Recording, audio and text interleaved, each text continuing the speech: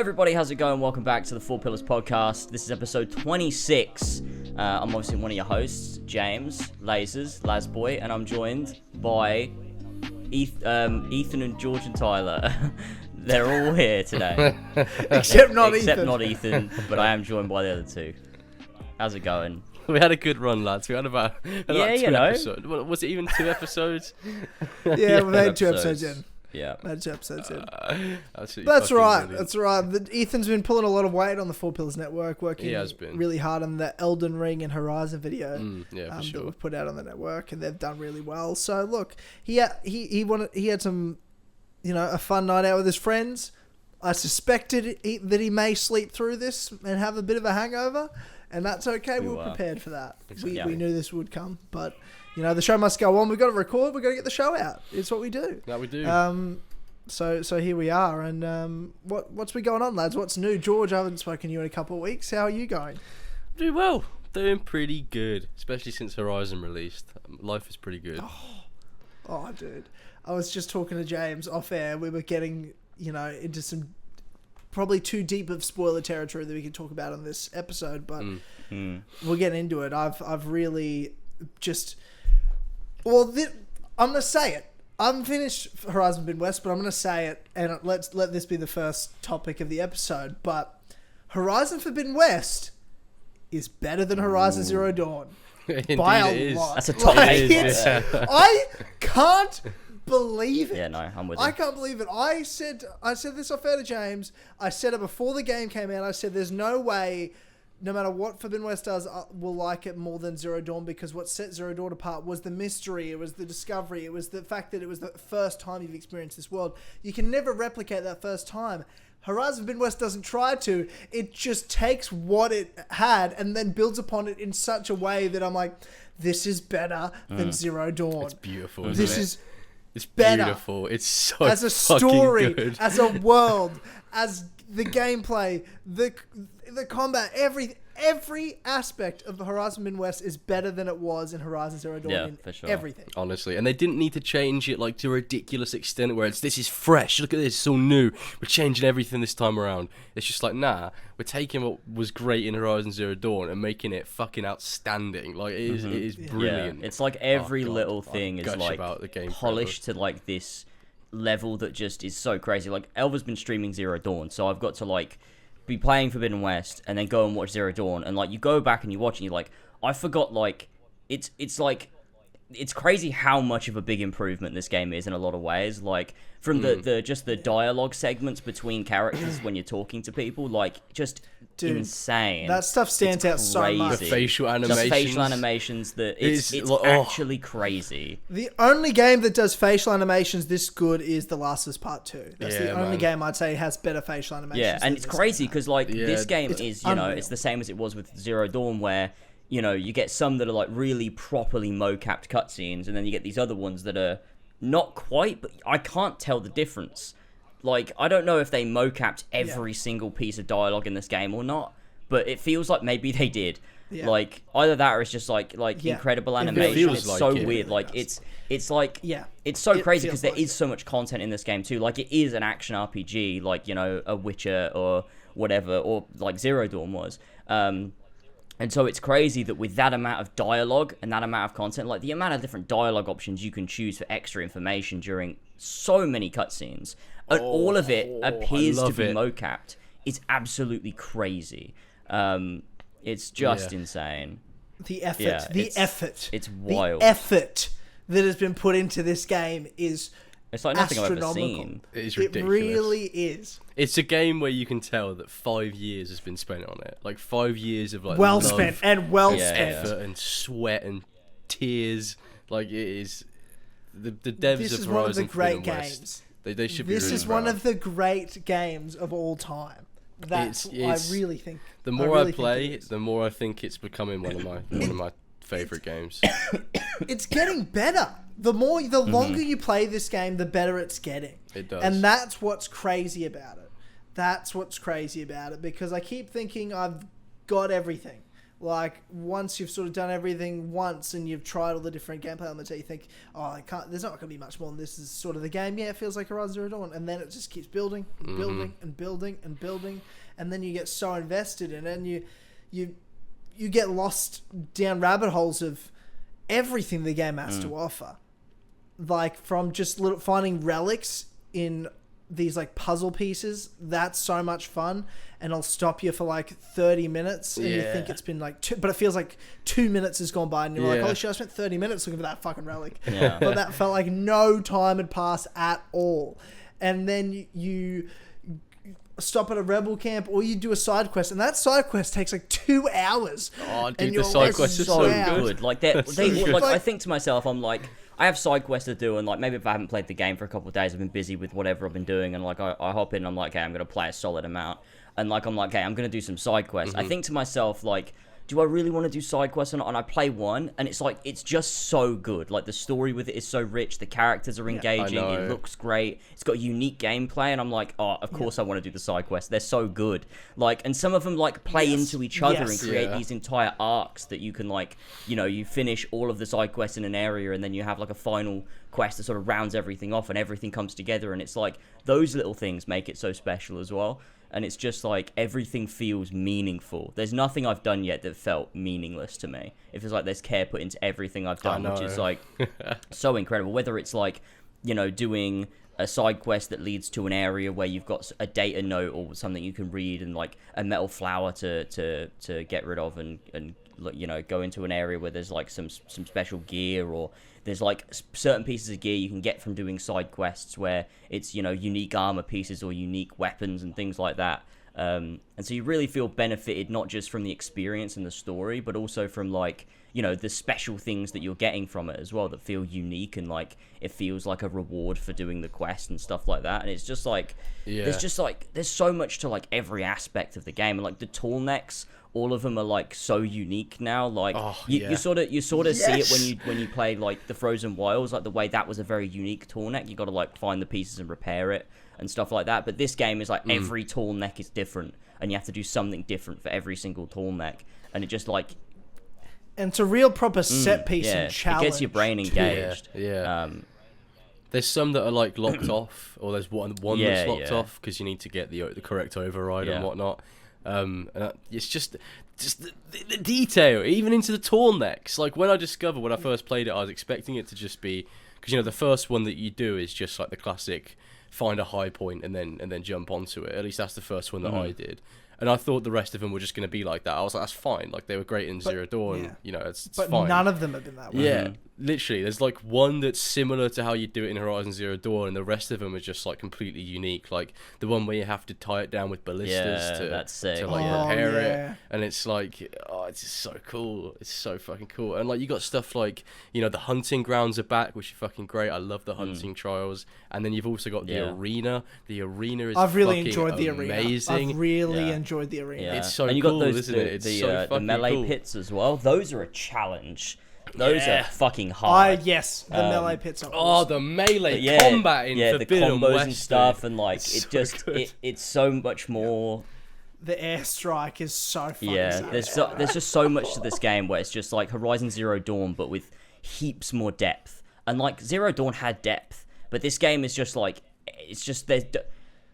Makes you feel shallow though, playing it's this. It's so crazy. It's like it feels like there's just everything has meaning to it. Like, everything feels worthwhile. And like, that's something you don't see in a lot of open world games these days.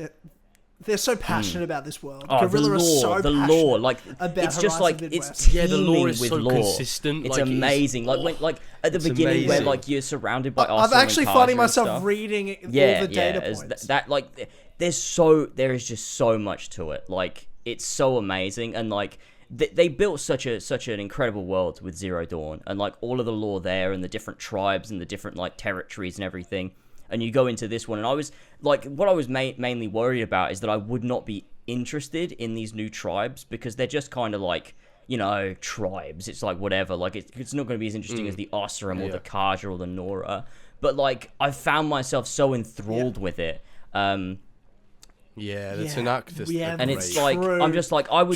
felt so invested. Like at one point, I just realized, like as I was playing, I was like, I'm so invested in their like inner, like the history of their inner conflict with each other, and how their leader managed to unite them together, and how there's that power struggle and like all of that stuff. I was like, it's so interesting. And how they like fought the Kaja during the all Red of that Raids history, and how stuff they like pushed that, them like, back to Barren Light, and so you get to hear it from their perspective. Yeah. Like, it's really interesting, and like.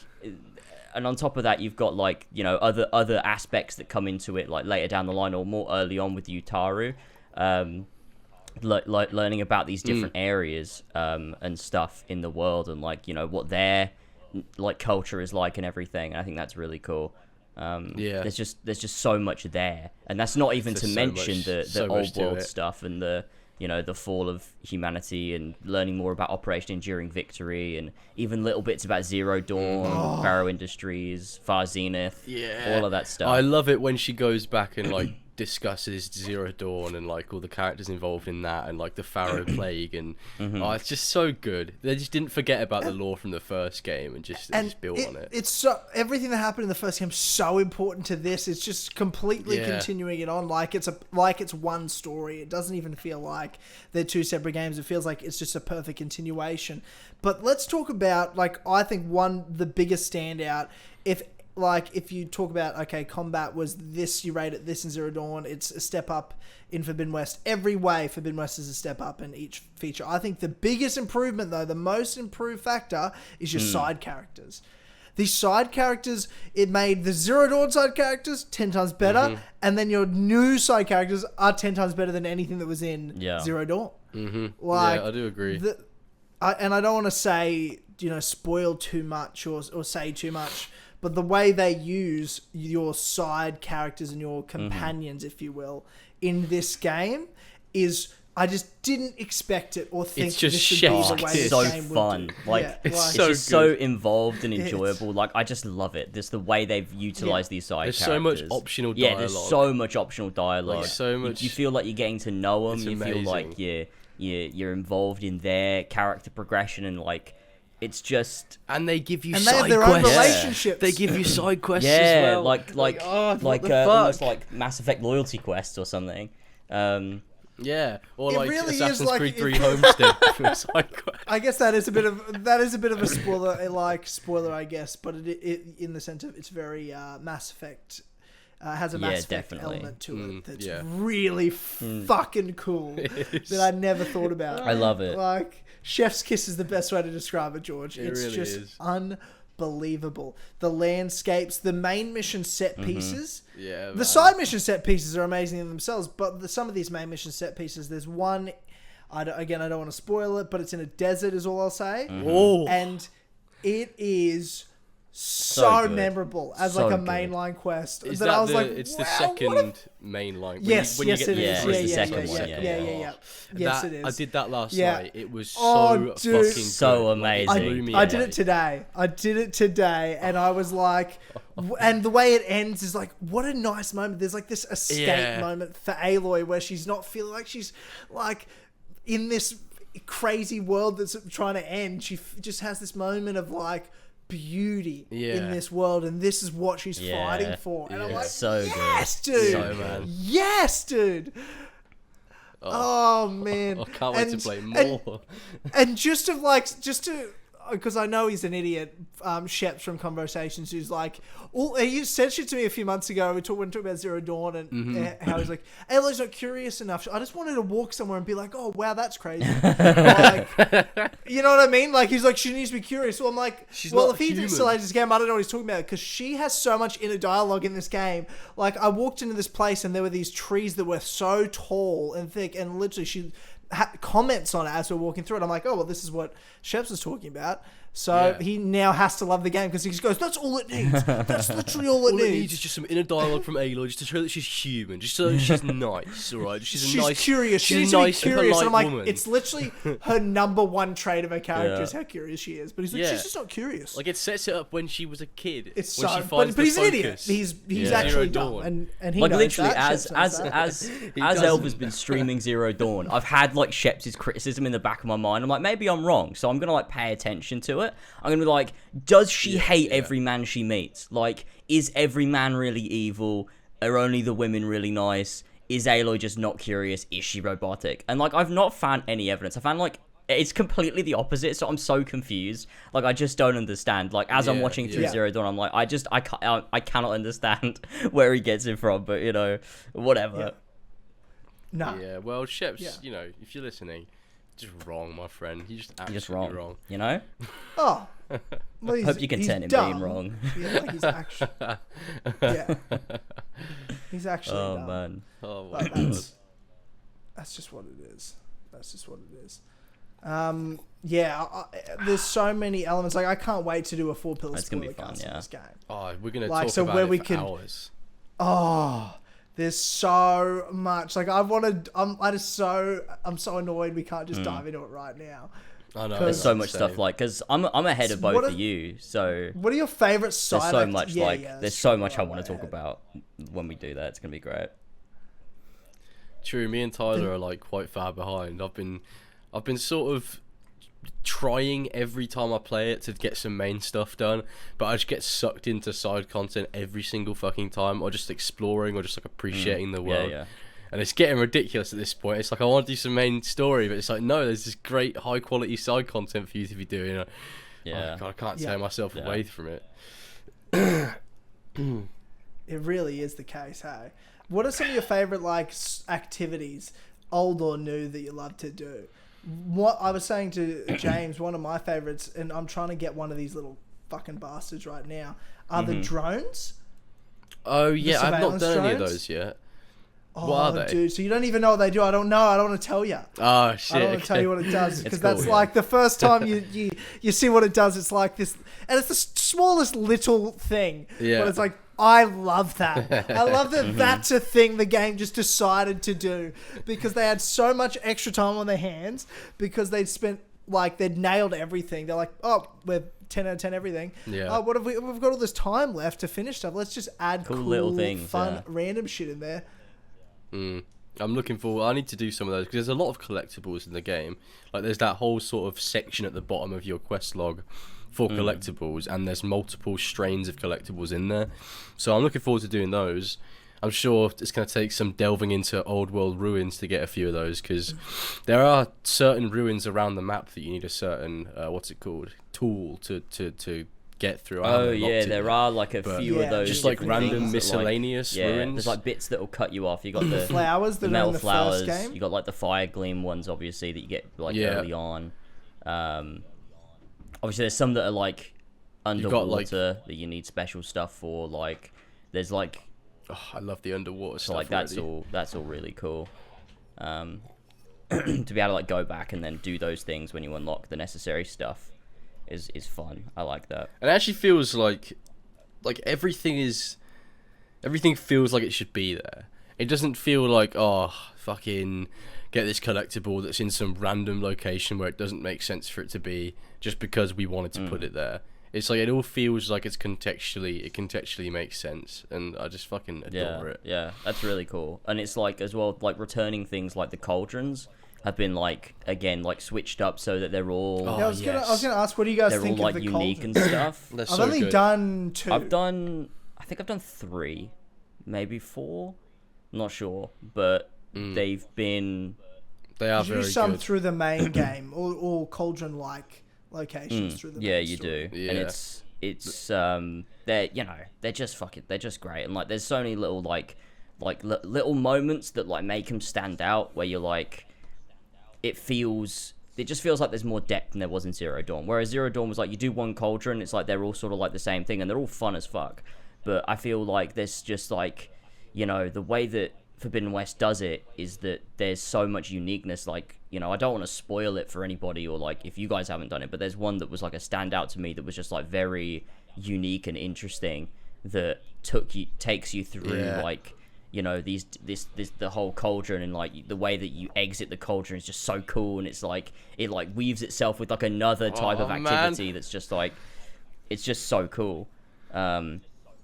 And it just Oh, you just make you want to fucking like just end this Skype call now. And just It's go how and I feel play all the time. Forbidden Like, West. or I'm just if I'm not playing Forbidden West, I'm thinking about Forbidden West. I just want to play it. It's so good.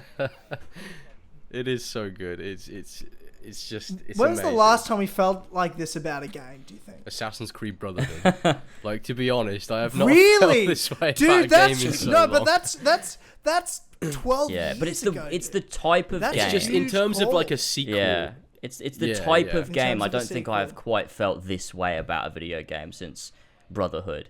I feel like because there's other games where I've Yeah. been like, I love it, you know, Wow. like you look at Red Dead Redemption 2, look at God of War, you know, those are games where I'm like, I absolutely love this game, but I don't feel the same way as I do about Forbidden West. It's like this very unique feeling. It's like a weird, like, new nostalgia. Like, it's weird. Yeah. It's weird. It's like Yeah, I've not had a wow, sequel guys. handled this well in so long. It just feels so fucking good to finally have that satisfying payoff of just a brilliant Yeah. sequel. Like, oh, I can't get over it, man. But you feel like your investment's really paid off as a fan. Yeah, like yeah. you choosing to invest your time in it has actually paid dividends for more enjoyment in this next installment, Yeah. rather than feeling like you've wasted 150 hours of your life with 17 like Icelandic sagas. exactly. You know what I mean? Like you're like, why? What was the point of any minute of this bullshit? Whereas every minute of this is like, thank you for playing the previous game and caring. Yeah, yeah. We care that you care, and Yeah. here it is. I And every noticed- minute of this game is like, thank you, thank you, thank you. A lot of people were saying, like, it was the day that the game came out, I was at work, so I was just reading tweets, so, like, people's general thoughts on the game. And there were people that were like, some parts of Forbidden West make it feel like you have to have done all of the side content and platinumed, fucking Zero Dawn to understand it. And I don't think that. Maybe that's just because I did Platinum Zero Dawn and I understand Well, the I didn't, references. so- But it's like, well, there you go. You don't have to Platinum it 100%. You But just we, have to but we do did the- no. But to be fair, we did have Random Side Quest, who's a lore master True, of that is Horizon true. Zero Dawn, explain so much to us that like I didn't even know about, that made this game be like. As soon as we started playing it, there were things referenced. I'm like, oh yeah, we were literally talking about this theory with Random Side Quest on the podcast last week. And then things start paying off that he said, and I'm like, oh my god. Like he got it all right. fan He theories are literally got paying it off, all like, right. Like Yeah, if you've listened to that podcast, you got everything right. Like, What is that through going through like the audio logs and data modules of Zero Dawn? yeah, just literally, piecing because stuff he's done together? videos covering all those Yeah. things. Like all those side stories that you see, he's read all the comics and stuff. Like he's a fucking I absolutely maestro binged of his it all. videos before Forbidden West came out. Like between that podcast, like he got me really hyped for it. So before that, like Yeah. after that podcast, He's a fantastic until- YouTuber. oh, James. he's So you brilliant. reckon, like, he's so good, he's and so like there's good. no one else He's like him so making good. Horizon content like this. His channel needs to blow up. Like these people that are loving like Forbidden West, it's got a huge fan base. Like they've got to find him and they've got to like watch his stuff because it's literally like, you know, what we used to do for Assassin's Creed, but for Horizon, and the game deserves that. Is that the guy that made the like 1 hour recap Yeah, story yeah. of everything you Yeah. need to Yeah, know? yes. Oh, I was gonna watch that. I'm still intending to. I watch watched that it. I at watched some it all point. through. Yeah, so I found him through, he emailed me because I'd done a couple of Horizon Zero Dawn videos, and then he emailed me saying, oh hey man, I saw that you do Horizon videos too. Do you want to do a collab with me for the PC versions about to come out? And we did a like top 10 or Oh, tips yeah, I for remember that. beginners Yeah. going into the PC launch, and I think he had like 10,000 subs at the time, maybe a bit less than that. But like, I was like, yeah, dude, for sure. And I watched a couple of the videos. I'm like, fuck, he makes really great Horizon videos. And it was a fun time. It was really easy to work with. And then I thought, man, I definitely one day we'll get him on the podcast. And that was like 2.5 years later, almost, or whatever it was, that we finally got him on the podcast to talk to him about Forbidden West and hype it up. And man, he over delivered. fun. Like I was not It expecting was the so episode fun. to We be need to that get him good. on again. Yeah. He's been one of my favorite guests we've had in a long time. He was really good. And he also like it wasn't just like the Yeah. fun talking about Horizon. He was also just like really like cool to talk to. nice It was just guy, really yeah. fun. He loves Star Wars. He was a Lord of the Rings expert. Like he was. I'm like, this may be Yeah, my yeah. favorite person. Like, what the fuck? Yeah, he was great. He had a good sense of humor too, so it was just like nice to like, you know, joke around and stuff. Yeah, it was a really good episode. So if people haven't listened to that episode, go give it a listen. It's Yeah. good fun. And even just some of the like little quips with you and I, James, because we've never been around this guy before. He's never seen our dynamic. So, and you and I just start ripping into each other and like pretending to have this like abusive relationship with each other, and just to sort of test how he would go with that humor. And he just loved it. He thought it was so funny. It was good fun. Like, and when you were calling us brainless idiots for Star Wars fans, just like Sand and Tatooine and Stormtroopers, like, it was just a great episode. And yeah, definitely got me feeling like I knew what was going on. And again, we said this off air, James and I, before this, but I literally was like, man, we need to be talking about this while we're recording. Mm-hmm. But because I think, not just having been a big fan of the first game and having platinumed it, but I definitely didn't do all the side like databases or read all that shit. It was random side quests that explained that and got me into that. And when I've come into this game and it's paying stuff off and it's doing this sort of forerunner, those who came before, old ones as they are in this game, like the way it does that sort of Isu forerunner shit, I'm like, it's better than in 2 games. It's better than Assassin's Creed's ever done it. It's more interesting. There's so much more. Like, it's way more interesting. Like when we do the spoiler cast, the consistency is unreal. But like when we do the spoiler cast, like the premise behind what's going on here is so crazy that anyone's thought of this. Yeah, it like, is. What an angle! Yeah. What and it's executed in such a way. Like I assume it's gonna get. I assume it's gonna get even crazier. Like I'm only, 12 main quests into the story right now, and it is already quite. There's a lot of crazy shit that I just never thought would happen ever when playing the first game. Like the scope of the first game is so small in comparison to everything that happens in Forbidden West. Like it is. Yeah. Even in like the crazy. first 5 hours, something happens in this game, and I'm like, well, that just dwarfed like Zero Dawn and everything that game meant. I think the bit of dialogue. This is a tiny spoiler here. It's a bit of optional dialogue with Val where Aloy talks about Rost, and I think it perfectly encapsulates the story of Forbidden West. She says something along the lines of, if I were to tell him my goal now, he wouldn't understand any of it. Yeah. I remember it's like, if I were to go back in time and tell myself in playing Horizon Zero Dawn what was going to happen in Forbidden West, I just wouldn't know what the fuck was going on. It's just like so ambitious and so like the scope is so much bigger, and but it leads you into it in such an engaging way that it doesn't feel out of place. And I think there's a lot of like aspects, like, there's a quest I just played recently that was so cool, because it plays into, some major stuff that was just sort of alluded to in Zero Dawn, like through data pads and stuff. Like we know it exists and we know about it, but then like experiencing that as through a main quest and it being like something Aloy actually like, and she understands what it is because obviously she read about it in these data pads and stuff.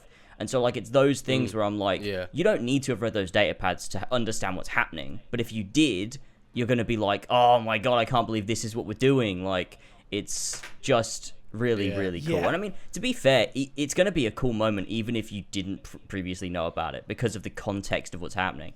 So I feel like the way they've managed to do that to pay off people's deep investment and surface level investment at the same time is really quite masterful.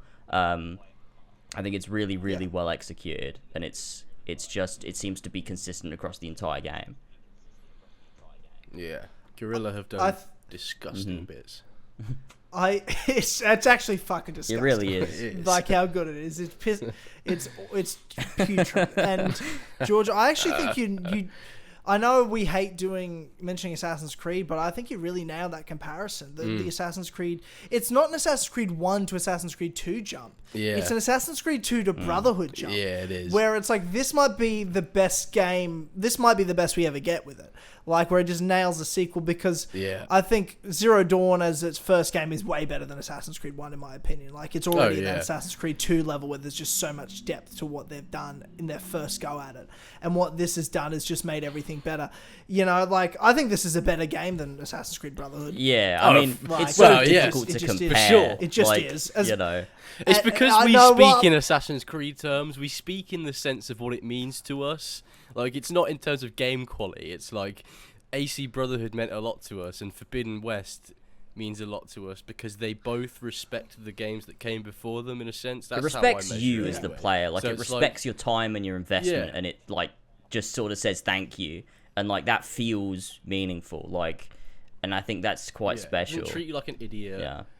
And there's also like what was it? There's as soon as you start the game, there's a recap. Yeah, of the events of that to me, I Horizon was Zero like, Dawn. when was the And last that's time I had like- one of these? Like, Yeah, it's like when's Yeah. the last time a game Yeah, did this really. for me? Like it's amazing. I love it. I'm a bitch. For it that was sort of literally thing. like a throwback to everything I loved about those old AC games. Like Horizon, like replaces Assassin's Creed for me in like almost every does. single way. does. Yeah. Which is just, it's so Yeah. crazy. Like, from a story and lore point of view, obviously, not like, you know, from a gameplay point of view, but it's Yeah. the way it The way makes it you makes you feel, feel. yeah, Yeah. the purpose it has, like, to me, and it's really nice just to have that sort of feeling of like, you know, there's these devs, they really care about the world they've built, all of the lore, I'm super invested in it, and they respect that, and they want to build on that, and they just want to give you depth to everything. It's just like, It makes me it's just so happy. good, yeah. It literally does just make me really happy. You sound like a broken man, George. Look, Gorilla, they'd be treating me good. They'd be treating me so good. It's ridiculous. Like, take more than 5 years to make the next game if you want, please. Just make it as good. Holy Yeah. shit, if they take more than 5 years, I'll be God. 30 when the next game comes out. Oh Jesus my Christ. God. Oh, don't say that, because I'm going to be 30 regardless the God. next game that comes out. Don't just realise that. Oh, no. I'll be... Holy shit. That's Oh, wild. God. Guys, I mean, I'm Oh 27 my this god. year. Oh, no. That's, yeah. Damn, Tyler. I Holy know. shit. I know, Wow. dude. Ooh, I was 18 the first Kill That's Connor Club. wild. I was my 18. wild. I was 18 the first podcast I did with Yeah, James. I was and 17. 27 this year. That's fucked. Oh my god. Fucked. That is fuckery. That's how long we've been doing this. Oh, That's wow. how long. The first Kill Connor Club was in 2014, 2014, wasn't yeah. it? Yeah, August. it was. I was 2014, August. Yeah, dude. Yeah, dude. Man. Think about it this way. 2014, like, that's a third of my life I've been doing this stuff. Oh my god. With James. A third of my life. Crazy. It's been with us a long That's- time. Fucking insane. What do you Wild. mean? Do you A reckon third of my life? Gaming Sheep is playing for the most? What do you reckon he's getting come on his chest? I forgot. I haven't thought about that guy in 2 years. Like, dead The set. gaming sheet. I forget he was on the first one. I only just think Yeah, of that's James so and I. weird. Whenever I think of the As Always podcast, it's Luke like, was on more Kill Connor Clubs than Joe early on, to be fair. oh god, yeah, Luke. I forgot he was on loads of Yeah, KCCs we did it. back We had in him on day. the Syndicate reveal episode. Yeah, That was fun. That was fun. That's Where like there was a fun. huge Man, that's delay nostalgic. because you were busy uploading your coverage. and Oh, and Tyler I had would, 1 like, laugh megabyte a late. second upload Yeah. speed. So That's the such a upload speed I had huge before delay. the national broadband Oh. network came in. Like, I just remember when Luke 1 said something megabyte. funny, and then like you laughed at it, James, and then obviously Luke laughed, and then like 5 seconds later, It was Tyler that Dead laughed. Kings bit. And you'd already started the next conversation. Oh, It's so it was so fun. Oh, it's so That was funny. good stuff. But yeah, it's Oh man. it's Horizon Forbidden West is definitely one of those games that has just it's ticked all the boxes for me, and it's doing all the things that I just have missed. Like another game has not really done for me since those old Assassin's Creeds, and I don't just want to compare Horizon to Assassin's Creed because obviously it does its own thing and it's great in its own right. But you know, in terms of like what it means to me. It does all of those things that Assassin's Creed used to do that meant so much to me, and it just feels good to have that space filled with something. It reminds me of my first love. Exactly. You know? It's that puppy Exactly. love. Yeah. And it's treating me good. Yeah. It's beautiful. It's treating me better, you know?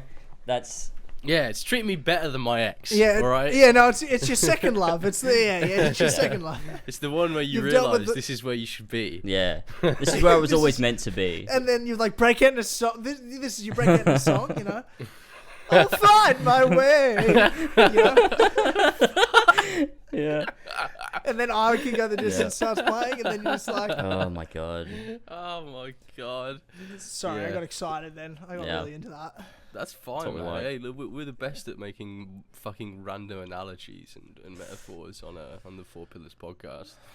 Yeah. Oh god, Yeah. what was I gonna say? There was like, I find myself a lot while playing Horizon, just sort of muttering to myself. It's so fucking cool. Like, No, I know what you mean though. with like a fucking like smile on my face, like. There's Oh, points. God, It's let's one of can't those get over games it, where, like- as much as I'm so glad it's not a game I've streamed, I'm like, fuck, I would have loved to have my reaction to all of this. Like, just to have it there. Yeah, Like, it would have been yeah. so good. Like, I would have been freaking out if there was a camera on me. So, like, I knew people were watching me. Like, I'd be able to let it all out and be like, oh, Yeah. this is insane. Like, I know that thing and I understand that. And, like, I'm so Yeah. glad they've done this.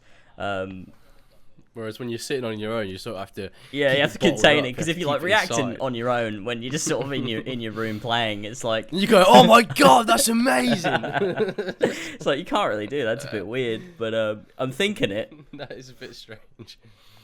I am my mind is pinging out all sorts of information when I'm playing Horizon Forbidden West. I can't believe Yeah, my eyes. it's truly amazing, and it does.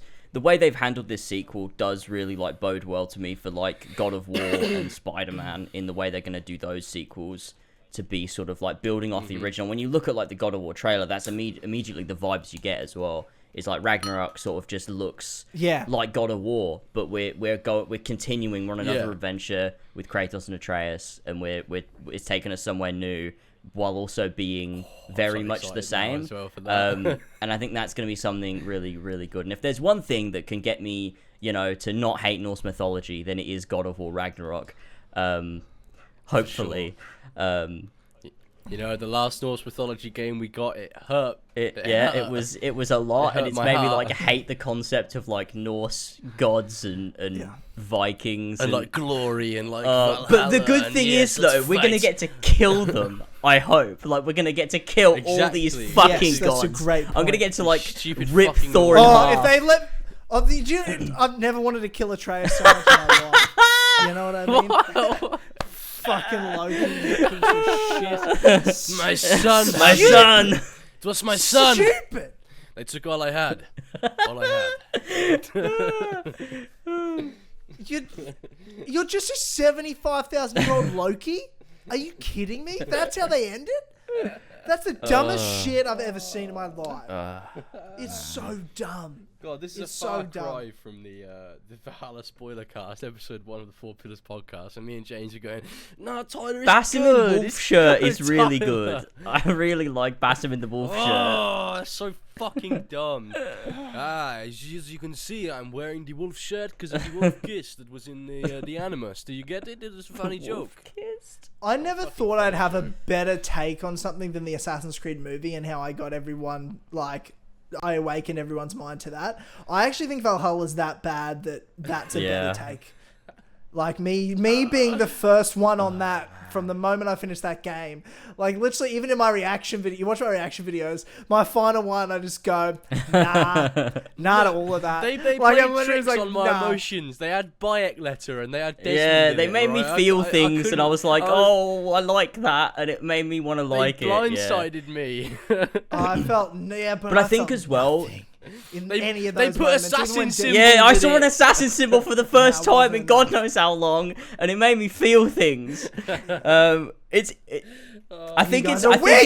it's. It was like streaming it. I think is like one of the things that did it for me. Was like I could blank out all Yeah. the bad shit because I could just talk and like have chats with chat, and that was so much fun. And then when something good did happen, I'd be like, "Oh, this is great! This is so cool!" Yeah. And like when you stream something, you almost switch off the critical part of your brain sometimes.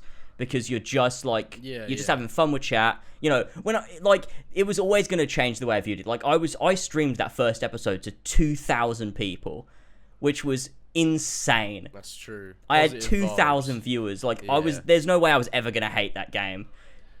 Darby was there in the chat. Darby was in explaining shit. chat. It was Oh, everyone was yeah, loving it. wow. it was an dude, I forgot entirely about different that. experience to if I'd have sat playing it on It's my like own. when Luma's like, I've loved the Assassin's Creed movie, but he was at the premiere. Exactly, it's like, the same well, thing. I'm not going to blame you for not. Of course, you realising enjoyed what that you watched experience. was Like, the how would worst you part not of have enjoyed trash. that experience?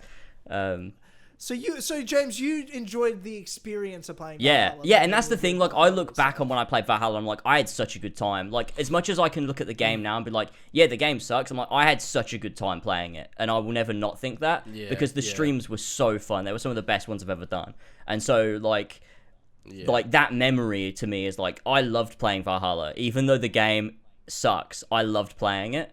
And there's also good stuff in there. It sucks really bad. Like, there is good stuff in there, but it's just not worth talking about, is it really? Like, because the actual game itself has been grinded down into absolute particles of shit. Yep.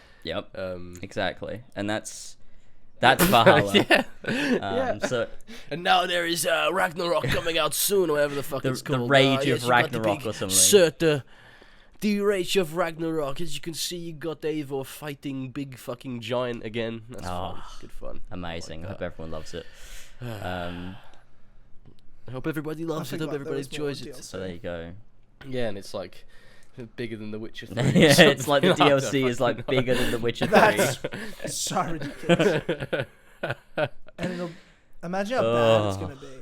Like, imagine making a game bigger than The Witcher 3. It's alright though. It's alright though, because we get a Basim game. Oh god, Assassin's Creed Risk. No, that's not what it's called. What's it called? Assassin's Creed What's Risk. it called?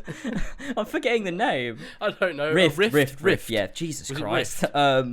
Yeah, very excited for Epic AC Rift. You see, we can't criticize it because there hasn't been a trailer yet.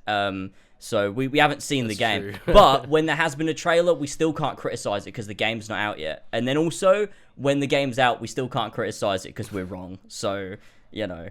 Because you're wrong, and actually, did you not know they made this game because they wanted to tell this story? Did you not know that they made this game bad because they wanted to tell a bad story? It's bad because it was meant to be bad. Wait, what? You don't get it?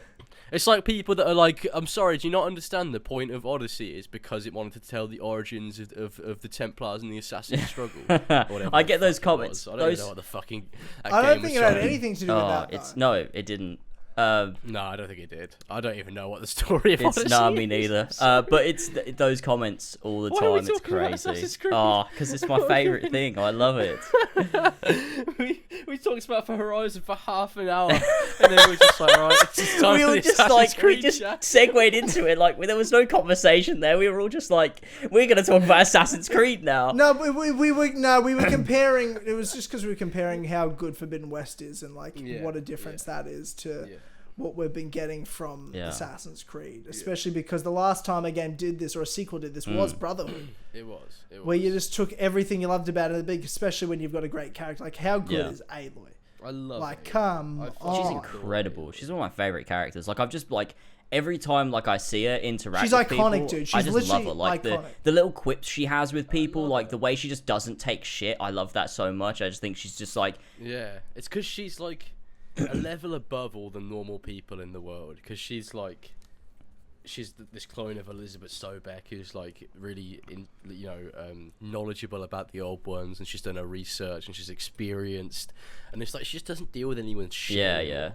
Like in that first settlement, that guy that was like taxing people and like forcing the workers to not work. She's like, I'm not dealing with this. She just fucking does him in. Exactly. And I think that's what's so cool about her is that like when there's people that are giving her shit, she doesn't take shit, but she still respects everyone, even though they are like below her in a way. Like she still shows everyone exactly the same amount of respect until they don't show her respect, and then she's just like, she's not going to back down. Like she's always the most confident person in a room. And I think that's like really but it's in the most endearing way as well. Like it's not obnoxious. It's like, it's not where she's like, oh, look at me, oh, I'm Aloy, I'm better than everyone here. She knows herself, and she's confident in that. And I think it's just like it's really admirable. I think it's really well done. And obviously like Ashley Birch's performance is just brilliant. Like she manages to like just all of the little nuances in the performance and like she's just like fantastic at it. She's a wonderful actor. She really is. She's the perfect actress for the role. Oh man, God. So we can't really talk about much more without getting into spoiler territory. We've already talked about sort of slight spoilers. Yeah. Yeah, we've I want to definitely, talk like- about so I much more. I know. I know. The spoiler cast Oh is going to my be God, amazing. there's It's just- going to be so much fun. It is. It's Yeah. going to be like 3 hours long. It's going to be us gushing about it for like 3 hours. It's going to be amazing. Just There's going to fucking be so much to absolutely talk about, and like, you know, by the when we finish it, we're going to be like talking about, you know, where are they going to go next as well. Like, we're going to be able to talk about like the ideas for a or a possible sequel DLC. or a DLC. Yeah. Sony is still like, Sony is still such big dicks. They're still the biggest dicks in the room. Xbox can buy anyone they want to buy. They can Yeah, that's the whatever thing, They like- want to do. But Sony has the biggest dick, and they keep They flopping do. it out like piece by piece. And this is just another Like- example of that, where it's like, and you're telling me you've got God of War's I sequel know. after this? Insane. Like, Are you that's the thing with serious? Sony. Honestly. In the They same literally, year? like, people will say, like, Xbox, you know, they buy all these big studios, like, they buy Bethesda, they buy Activision, and people are like, what is Sony gonna do? Well, Sony will just release a game. Like, that's their answer to it. They'll just release great a fucking game, game. and then, you know, that's it. That's all they have to do. Because Sony are just on top is already. literally all they They have just to release do. a top tier fucking game. They just release God of War and win Game of the Year, and like, you know, just easily. That's just what they do. Yeah. Like, Yeah. the Xbox at this point, there's still no competition there. Like, it's just night and day between Yeah. the two, and like, Microsoft can buy all these The main studios, thing that but- Xbox has is Game yeah, Pass. they've got Game Pass, and they're making there's a some good loss. stuff there. You know, Xbox does some good things, but in terms of their games, like, there's just nothing. There's just nothing between them. It's like Halo Infinite. Yeah, oh like, my God. It just doesn't shine a candle to the quality of Forbidden West or what I expect from God of War. Like, it's not. And that's fucking Halo. That's Microsoft's Xbox's biggest franchise. Yeah. And still they fucked And it the can't even hold multiplayer up. up. Dude, it can't even lace up Horizon Forbidden West bootstraps. Honestly, man. Are you It for can't. real? It can't. It doesn't even shine a fucking candle. It's crazy. Oh, and I man. liked it. I liked And it. you're Yeah, I'm a- talking I'm a about Sony this year pony. alone. Yeah, so did Yeah. I. We all liked it. Yeah, I but really liked it. Forbidden West, and then you've got Ragnarok, which is gonna be better than this game. It's going to be Like, the I'm granddaddy. just saying it now. It's gonna. I don't know be whether better it's gonna than hit me in the same Yeah, I mean, way, And this- but that's just me. Like, Ah, I said this dude. before. Like, Yeah, we'll see, man. I We'll was see. more We will hyped. see. But I with, also you know, thought Forbidden that West. this game couldn't. I didn't think Forbidden. I've been more hyped for God of War, and I didn't think Forbidden West could even be what Horizon Zero Dawn was, but somehow exceeded that. So, like, I'm just blown the fuck away. I think by this. Ragnarok is going to be fucking mental. Like, I actually do. I think it's gonna be Ragnarok. mad. Yeah, I think it's gonna do everything like that was in the first God of War and turn up to fucking 11 the same way Forbidden West does. Yeah, it's gonna But, make like, the there's gonna be this original one crazy look- story super early. Like, it's not gonna be slow.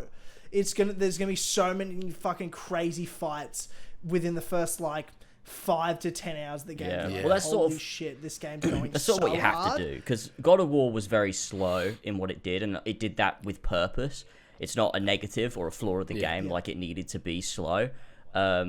It's a part of it. It adds to it. But this I think one in needs this to be one, it like, needs to we've got to fuck get super straight hard. into things. Like, Super maybe early. you start off a little bit slow.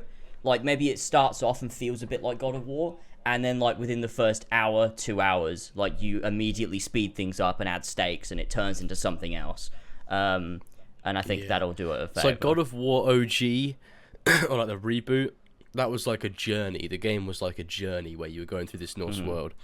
But Ragnarok is going to be like a mission. There's going to be a purpose. Like, it's not just going to be, let's get to the top of this mountain and scatter the Yeah. ashes. There's going to be like a purpose for what they're doing, and they're going to be going after someone, or someone's going to be going after them. And I'm so excited for that as well. Fuck me, when's that We coming don't know, out? just this year. End of the year. 2022. Yeah, they've said this shit. They but said it'll be it's the on end of the track. year. They did say it's on track for 2022. Yeah, didn't they did. I mean, they showed that big Yeah, they trailer at that event, that Sony event a few months back. And it looks well. Yeah, It looks well. they've got a lot. Like, It looks like they've got a lot done there. So Yeah. I would think they're pretty close. And they're doing what Forbidden West does, where they're just using the same engine, what they've built, and using its assets again, sort of thing. Yeah. Like, it literally looks like it's doing exactly what Forbidden West did. And that's what I've loved about the build up to both of these games, is I'm like, they just look like they're doing it again, Yeah. but bigger. How a sequel But should bigger be. and better. And It how a shouldn't sequel be- should be. And yeah. if Forbidden West is anything to go by, God of War Ragnarok, like God of War, the first game, I never played a God of War, and I'm like, this is the best game I've ever played, ever. I think it's the greatest game of all time. It is very good. And Ragnarok, I'm like, I think it's gonna be better. Like, Yeah, man. I hope so.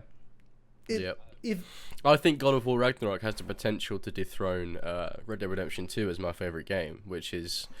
I don't say that lightly, because Red Dead Redemption 2... Well, Kingdom Hearts 1 is my favourite game of all time. That's my favourite game of all time. But if you ask me, like, objectively, what's the best game you've ever played, I think God of War is. I think Red Dead Redemption 2 is like a fucking cunt hair off of it. But I find it so impossible to rank my favourite games. Like, I just find it so hard, because it depends on the day. I could, like, be like, you know what... But you were a bigger knee jerker. But it just depends. Like I've just got this collection of games where I'm like, that could be my favorite game of all time. Like, they're so different. Like, I can't possibly compare Red Dead Redemption 2 to like Persona 5 Royal. quality. Like, they're completely different games. They're different ends of the spectrum. But I pretty much love them equally. And it's so difficult for me. And you can't like compare The Last of Us 2 to like Final Fantasy they're so different. Like it's just so difficult to do. It's that certain line of games that are just a cut above the rest, and there's a lot that fall into that category. And I think games like Last of Us 2, God of War, Red Dead Redemption, Spider-Man, the games that just really resonate with you, where you're like, wow, this had a profound effect on me when I played it. Yeah. But this is what I'm saying.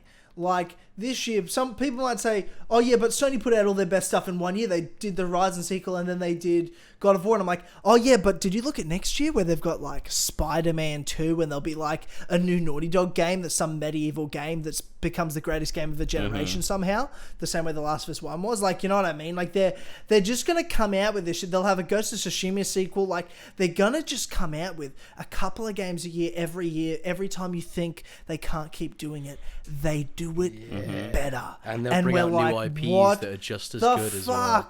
Yeah, like there's going to be a new Naughty Dog IP and everyone's going to come. Yeah. Like that's Final what's Fantasy 16 as They'll well. release like a 5-second... That's PlayStation. Is that a PlayStation? Is that an exclusive? Title? Woo! Wow, dude. God damn, Final Fantasy 16. Yeah, that's another big one. And Final Fantasy 7 Remake Part 2. That's another PlayStation exclusive. Oh, that's not even on my brain right now. I forgot that Final Fantasy 7 Remake was PlayStation. I forgot that was an exclusive. Dude, I know. what? It came out on... Wait, that's an exclusive? Well, it's on PC now, but that's 2 years after it came out. It's on PC now? I forgot. Yeah. Wait, really? Dude, that's a masterpiece game. It is. Like, because I just finished it. Like, I'm like, I forgot. I thought that was on everything. Wow. Banger. Wow, dude. Wow, Sony. They're the biggest They have dicks. so much. They're the not biggest rumors dicks. of Sony wanting to get From Software as well, or like not buy them, but like have them in their sort of arsenal of like third party. I haven't heard anything, but it'd be interesting. I saw a lot of people talking about like, oh, if Sony were to get From Software, it'd be like just a fucking huge thing. But I mean, I guess we already have Bloodborne, which was like a PlayStation exclusive. Yeah, so they do end up like partnering with these studios and stuff. Like, I mean, Persona 5's PlayStation exclusive as well, which is huge. God damn. To have that, so they've got so many. many. Persona 6, will it come to Xbox or will it stay a PlayStation exclusive? Who knows? But that'll be another big one as well. Like, they're in so many different markets as well. Like, Gran Turismo is coming out next week as well, which is big in its own way. One of the kings of racing simulators and everything. Since way back in the day. So that's another huge one. They've got a lot of different games that they put out. That they're not just these God of Wars and Horizons and Spider-Mans. There's they do a lot. Of course, we've got Wolverine as well, which is dude, Wolverine. Like that's mad. Yeah, wow. That's wild. Like when that was announced, I think there's going to be a Ghost of Tsushima sequel that comes right at the end of this generation that's going to fuck like incredibly hard. I cannot wait for a Ghost of Tsushima sequel, like a mainland Japan open world, just like stealth. I think when you look at Icky Island, that DLC, the way they refined every aspect of Ghost of Tsushima's main gameplay was like incredible. It was better. I like played it and I was like, wow, this is so much better than Ghost of Tsushima was in terms of how it handles all of its side activities, its open world progression, all that stuff. I was like, this is just like incredible. So like, imagine what they're going to do with the sequel, how they can refine all of the side content to make it all feel more meaningful, more depth to everything. The environments, like, it's going to be insane to see what they do with Ghost of Tsushima. I can't wait. I just like sitting here and just letting Sony have their way with me, like just over these years. They really just like, treat me like a fucking whore. Yeah, it's my favorite. They really just use me. And I eat it all up. Just use me, Sony. I eat every drop. Fucking I love use it. me. Yeah. Yeah. Oh god. Yeah. I'm so excited for the future of like these just high budget, like fucking just amazing AAA games. So fucking good. Oh, dude, I'm walking on the beach for the first time in Horizon right now. Are you playing it right now? I haven't really been doing anything. I've just been literally like walking around. Yeah, just sort of enjoying the environment. And exploring it. Like I don't want to do anything. Like Yeah. I don't even want to do a side mission. Like I just want to literally roam around, and I'm just walked on the beach. Oh, I haven't made it to the coast yet, but I'm so excited. I think it's crazy, like, the waves are so good. The way they curate the world so that you see specific things at specific times is really cool. Like, I've noticed, when they want to introduce a new area, they funnel you into it. You can't just, like, stumble across it. Like, they specifically funnel you through a pathway where you're going to see this, like, gorgeous vista in the distance with, like, the mountains and the fog and, like, you know, broken buildings and stuff, like, if you're getting close to the coast. It's really well done. Like, it's not just like a beautiful open world, it's a perfectly crafted one, which is wild. Dude, like you're saying, the way that they, like, in the first game, something that they nailed so well was that first time you go over the mountains and you see the desert of Utah, and that jaw dropping moment, you're like, whoa, what a vista. I'm like, they can't do that again, because again, that's only something the first game could do. Nah, dude, way more in this game than the other game. Way more. Every time you go over anything, you'll look at something, you'll see a tall, like, you look over a mountain, you're like, whoa, that's new. Whoa. You're like, all that land like is there's explorable. something I saw that I'm like, wow, I can't believe I didn't, like, I expected to see San Francisco, right? Like, you see that in the trailers, but there's certain things you're like, whoa, dude. Yeah. There's something I haven't got to yet. I saw it in the distance and I'm like, what the fuck is that? I can't wait to go over there.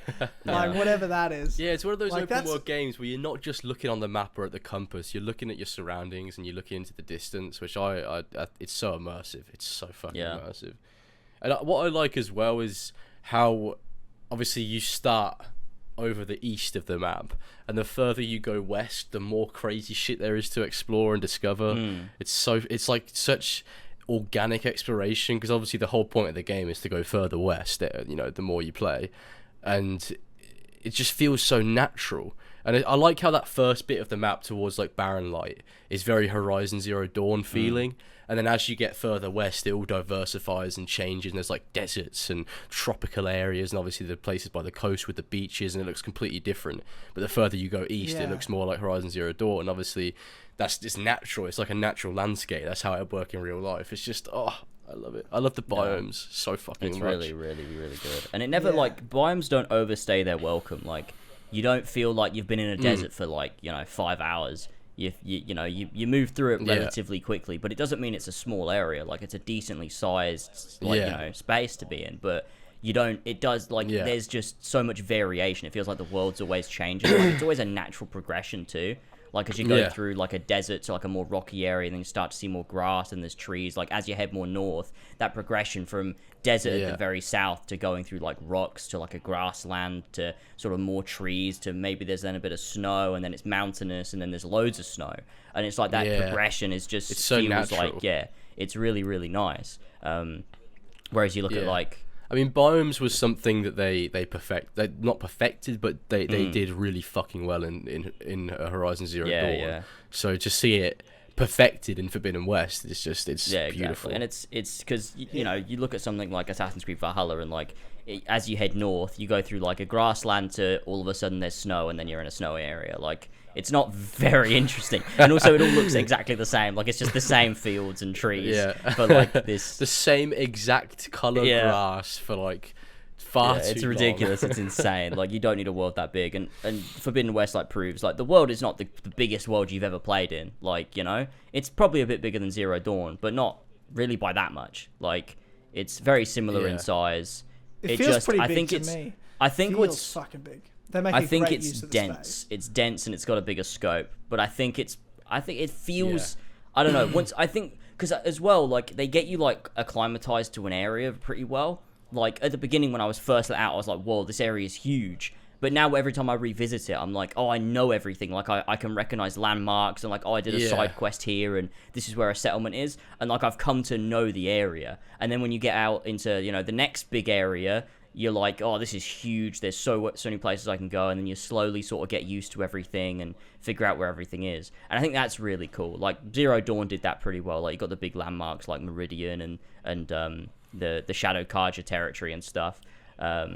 Yeah, and then you've got like similar bits and here. Like, you know, when you're entering the Nora sacred lands and stuff like that. Yeah, and Mother's Embrace, whatever the fuck it's and called. it's the way they like they do such a similar thing here, where they start you off in the Daunt, and then like you go through Barren Light into this bigger area, and then from that bigger area like Utaru territory, No Man's Land, to the Tanakh lands further past that, which are all like their own little spaces. Yeah, and like it was similar to Zero Dawn, the way you start off in the Embrace, and you can't just like leap across to the left to just suddenly be in Meridian. Like, you have to funnel your way through the mountains and the valley, like through the old ruins of the city and stuff, and then head, you have to go through the gates to be able to get through into the Sundom.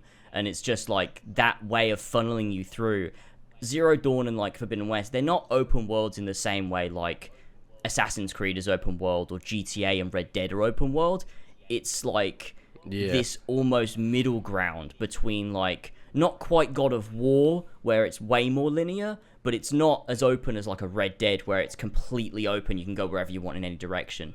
It's like in between. Yeah, it would feel weird to drop into Forbidden West and just run all the way to the other side of the map. Like it feels like it shouldn't work. It's like they make sure you only go to places when they want you to go there. But there's also an amount of freedom in like your choice as well, and like how you choose that path. And I think that's really cool as well. Like it's this really interesting middle ground of how they design their open worlds that you don't see that often. Like it feels quite unique. And I appreciate that. It's like they've thought about everything. They've thought about everything, even down to the way that you make your way through the open world as the game progresses. And that just shows a level of fucking detail that it blows me away. Like the attention to everything. Yeah, it's beautiful. It's absolutely fantastic. I can't get over this game. I never wanted to end. We've I'm gonna be so sad. We've literally been talking about this for an hour. Fucking hell. That's insane.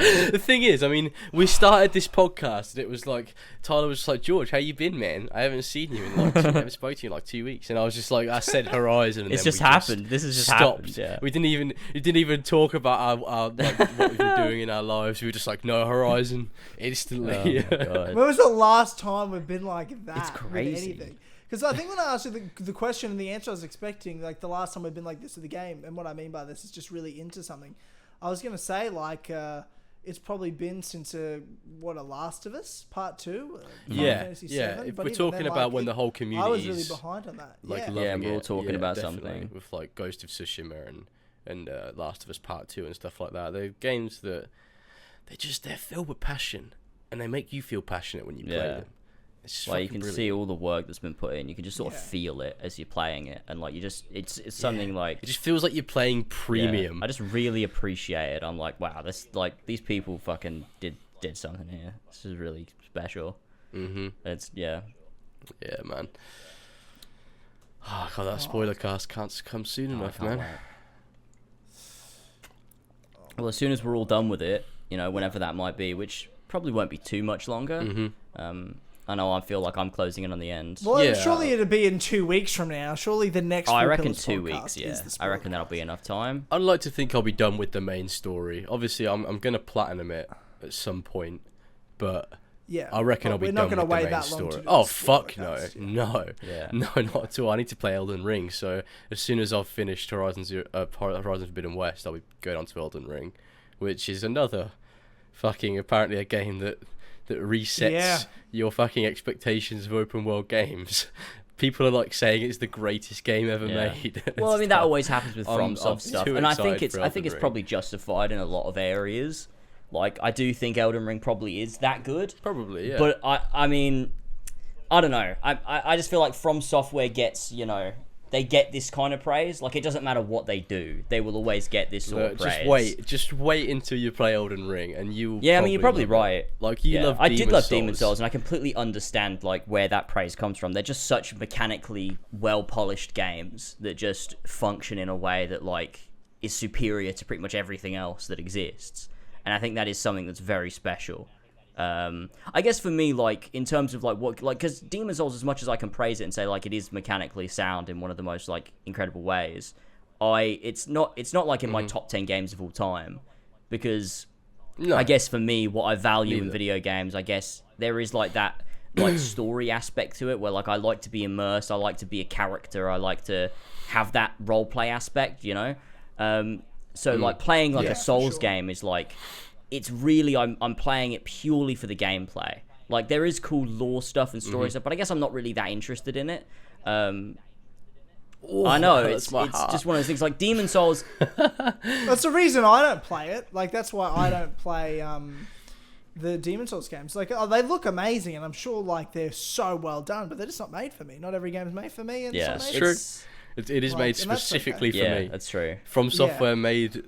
Souls, and it's one of those things like, and that's great, and I love that. Demon Souls was I love it for Demon me Souls as well. had good lore, and like it was interesting. There was some interesting stuff, and obviously, you know, watching your video on it, the Tragic World of Demon Souls, was a good video, and like it lets you know like a lot more about all of that different stuff, and it's all really cool.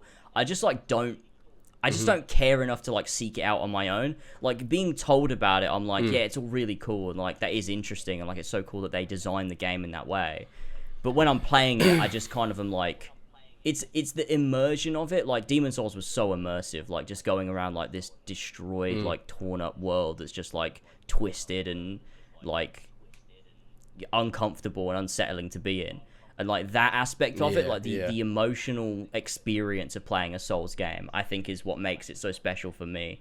Like the journey that it is as well, like how you overcome all these obstacles. Yeah, it's a video game in like the traditional sense of video game, in a way. It plays into all those aspects of like what makes video games as like video games, and not, you know, and it couldn't be done. Like, you could not make a Souls game in a movie or a TV show. It's not physically possible.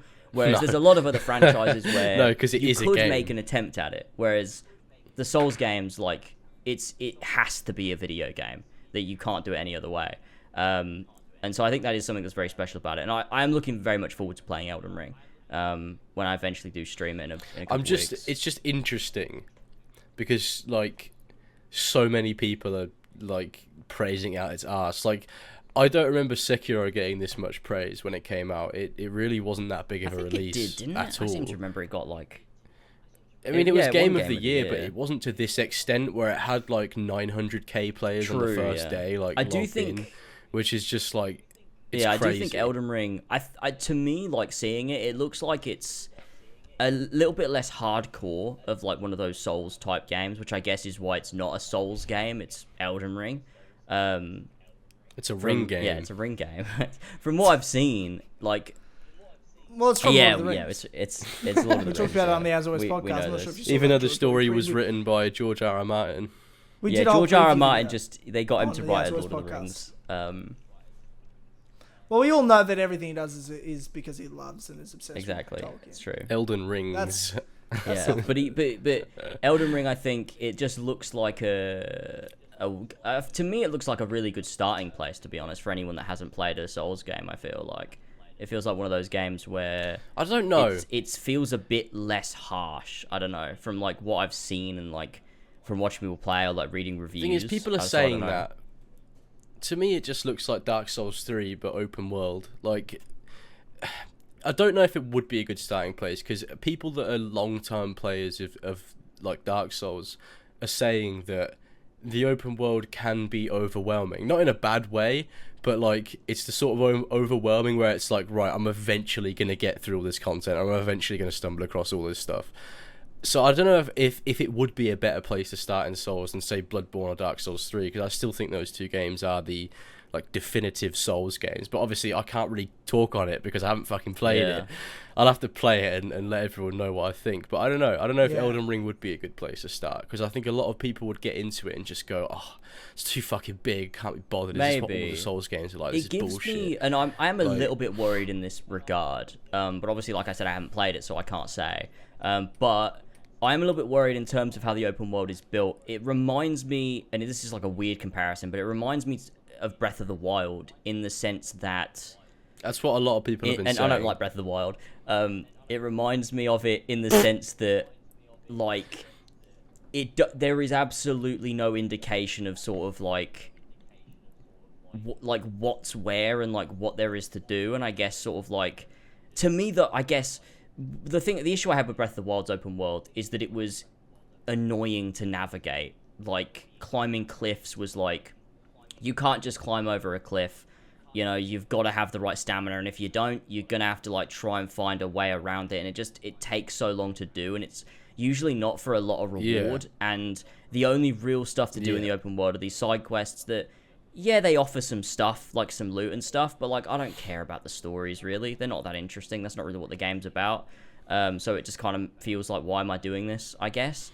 And then on top of that, you've got like the shrines are the only other thing you could do in the world. And after you've done, like when you do like 10 of them, like they're all really fun individual puzzles, but then there's like 50 shrines, and like I don't want to do them all. Like they get really boring, and like the world is so big. Like I don't know, Breath of the Wild to me just felt cumbersome and irritating to play, which is a hot fucking take because I know everyone loves Breath of the Wild, but I mean, I haven't played it. I reckon I would probably like it. You might do. Because the way you described it there sounds really cool. It's to like me. It doesn't just hand. That's the thing, though. It's cool for like it was cool to me for like the first 5 hours maybe, and then I just like got really tired of it. It started annoying me because you just wanted to experience the story. It's not even like I wanted to experience the story. I just felt like you want to feel like you're getting better and progressing. Like you feel like I felt like I was never getting anything done. Like I just didn't feel like I was ever doing anything.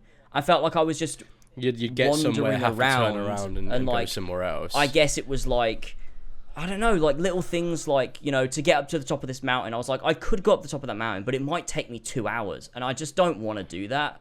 Like, I just don't want to. Like, the path to the top of the mountain, because the way you climb, it's so slow, and like, you have a stamina bar, and like, if you miscalculate, you're going to fall right to the bottom. And it was just like, to some people they might be like, that's really cool to like have to like really worry about those things, but it just pissed me off if I like got almost to the top of the mountain and fell all the way down because I miscalculated how much stamina I would have in my stamina bar, or like something like that. And like as well, like it's cool things like the way that like metal weapons and armor conduct electricity. So if there's a storm happening and you're wearing metal armor, you need to make sure you take it off because you'll get struck by lightning. But I just found it annoying because it's so the weather changes all the time. So like I found myself swapping my armor pretty constantly, and it was kind of annoying.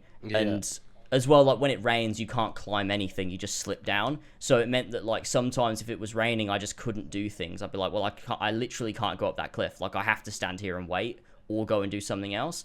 And it just felt annoying. Like it's something that like I guess. I don't know. I might have had a lot more patience if I weren't streaming it, maybe. Like, maybe I could have put 100 hours into the game and really taken my time with it. But I just don't know if the game was for me. But I guess, is it worth your free time? Yeah, exactly. And I just don't think the game was for me. It just felt like really cumbersome and just too much. With just, like, not enough reward for, like, what I feel is worth it, I guess. So, like, there was no... Like, the story's not a like central focus. It really is just a game that's a game. And I guess that's the one thing about Elden Ring where I'm like, is the content gonna be, because there is a story, but like it's a Souls game, so it's not gonna be, you know, a story game with like a bunch of cutscenes and, you know, a main character. It's not gonna be like that, obviously, which is totally fine. But I'm just sort of, I guess, thinking like, how are they gonna fill this open world with content that's gonna make me feel like it's worth going around?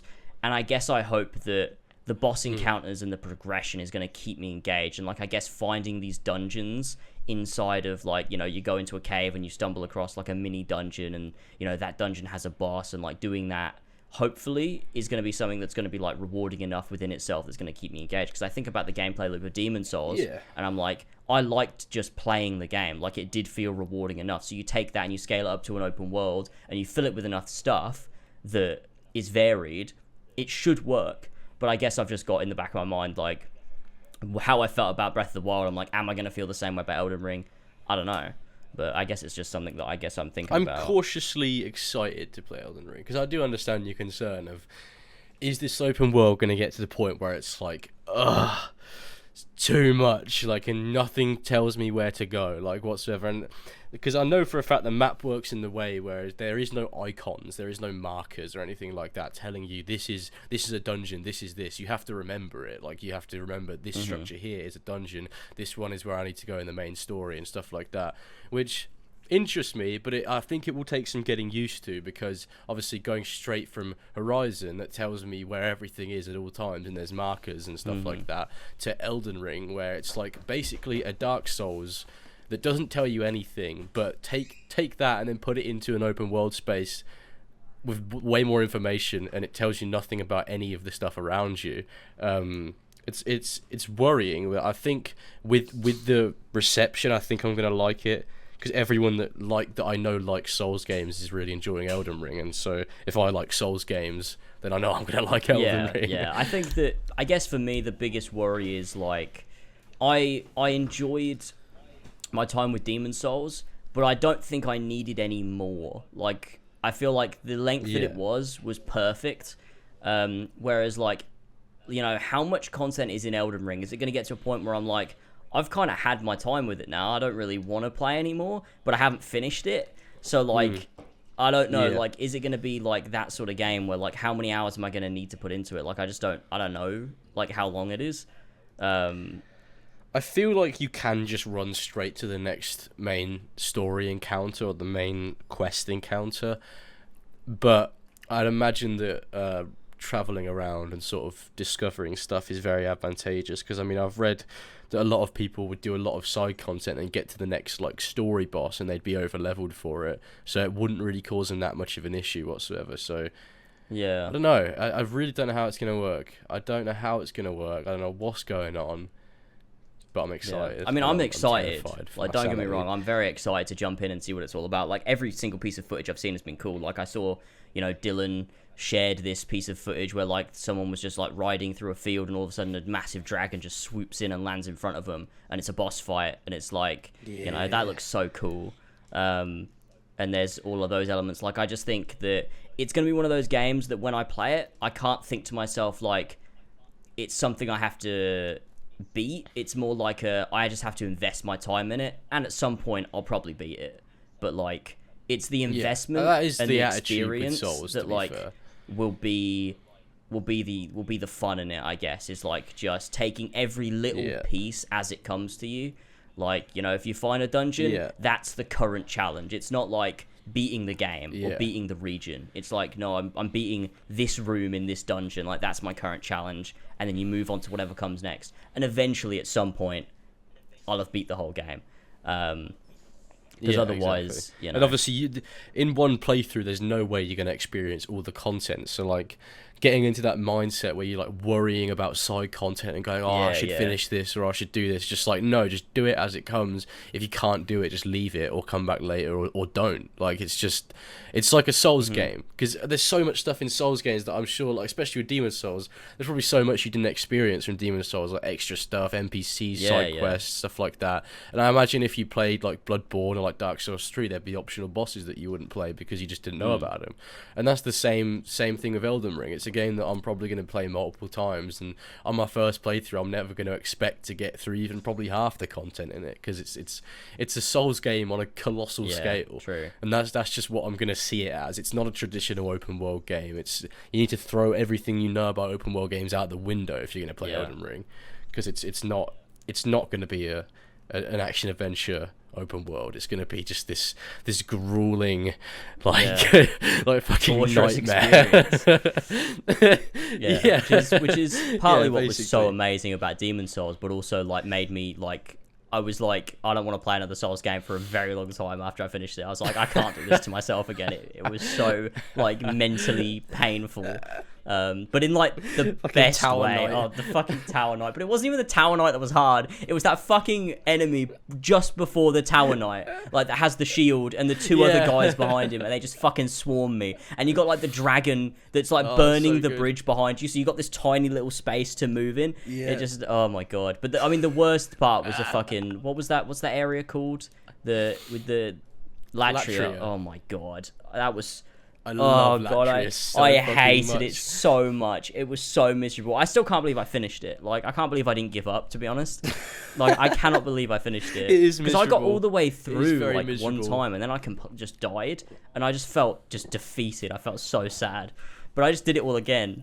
I'm glad I was able to help you with that boss. The stupid boss. The two bosses. Like, that's not even the flying bat things. Yeah, I cave in and just like two shots. Oh yeah, that was good. Had a big like rag on my head. That was good. That was good. I remember spending all my time grinding with those fucking flying ray things at that area. I forgot what it's called. Oh, that was so good. You shoot him out the sky. Yeah, where you fight the king of the sky. Yeah, What it's called, the Sky King. That was cool. Getting all the souls grinding up. That was fun. It was good. I don't know if they're called souls in Elden Ring, but I'm still gonna call them souls. I think they're called runes. I believe. Nah, they're souls to me. They're souls to me. But yeah, it's gonna be fun. It's like in Bloodborne, you have blood echoes, but they're souls. Yeah, it's gonna be fucking great. I'm very excited for it. Mm-hmm. Very excited to just get some stupid fucking like huge gothic armor, some stupid huge sword that's bigger than me, and just go and slash some motherfuckers. And just do mental shit. It seems like a very specific audience that sort of plays it. Yeah, too. It is, like it's more of like the guys that don't play that many games, but because they don't play stories. Like, I got a lot of mates that want to play Elden Ring because they're like, oh, there's no story, good. Yeah. They just don't have time for it. They just want to be able to, like, they may never finish it, and that's fine, but they just love the challenge and however long they're into it. Yeah, like at my gym, man, like all of our like